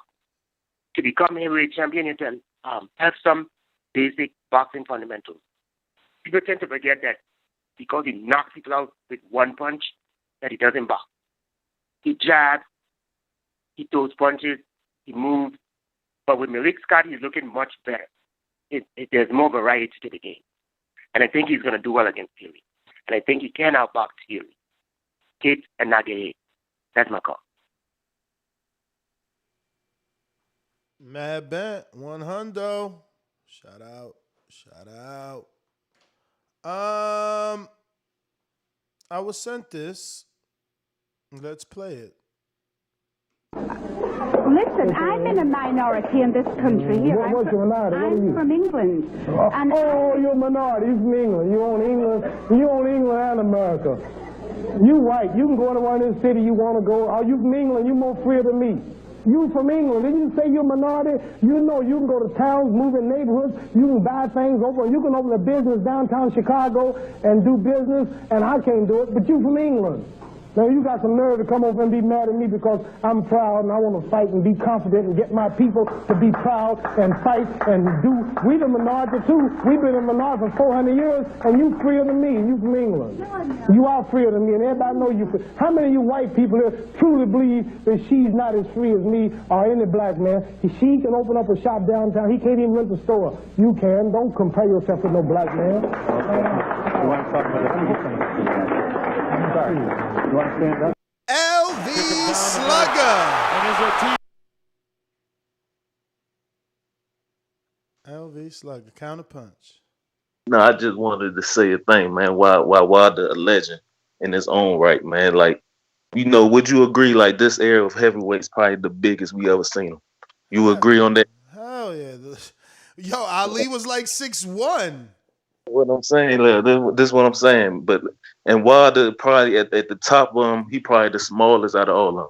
He being outweighed by 20, 30 pounds, 40 pounds when he get in the fights with these dudes, man. Like in no other division are you even allowed to be that big. Even with Mikey moving up 2 weight divisions, he wasn't, you know what I'm saying, that big of it was what about 12 pounds he going up? Wilder being outweighed 20, 30 pounds, and he's sleeping these dudes, man. Heavyweight boxers, he's sleeping them, man. That's a legend right there off that alone, man. To do that, he weighing in 215, 220, and sleeping these big guys, man. So, like, you got Fury, a 6'9", man, who been boxing his whole life, man. Had to weigh nearly 300 pounds just to beat him. You know what I'm saying? Like, this legendary shit, man. Y'all just wake up, man. Y'all stay tuned. And on the Muhammad Ali tip, a lot of y'all fans who, think y'all know Ali, you know what I'm saying, personally, his career. You know what I'm saying? His wife is like one of his first wives seen Wilder at a fight and told him, like, yeah, you remind me of Ali. You know what I'm saying? This a woman that actually knew Ali. You know what I'm saying? Said she used to write his like some of his he was real good with with poems and stuff like that. Like, she used to write some of his stuff. She said, went to him and told Wilder herself that he reminds her of Ali. So, you know what I'm saying? Y'all just wake up, man. The third fight will wake y'all up, and we will be calling Wilder 2-time. All right, LV. Thanks for calling in. And that is everybody. Catch us on the next one. Let me just double check these super chats here. Looking like who we last left off on. All right. So Trav FDY says, ask peoples when the IBF start a VADA program. Sorry about that, but that wouldn't have cut it. It was a $2 type of chat, and that's a Patreon post, champ. Punch Drunk says, Abdul-Karim been welterweight mandatory since 2019. Why haven't Earl Spence been mandated to face his mandatory? Will IBF recognize WBC franchise? Damn, you late. And we had the post. Punch. My bad. I didn't see that. Let me refresh, make sure, but I didn't see that, fellas. I was solo dolo, Scarface no Manolo, so, kind of got caught up in the interview. Brotherhood said Wilder would have knocked Ali out cold. Respectfully, though. Respectfully. You know how that is, you know what I mean? It's no hate. Respectfully, he just thinks he would have got him up out of there. You know what I'm saying? But, yeah. Next GTO. I'm out.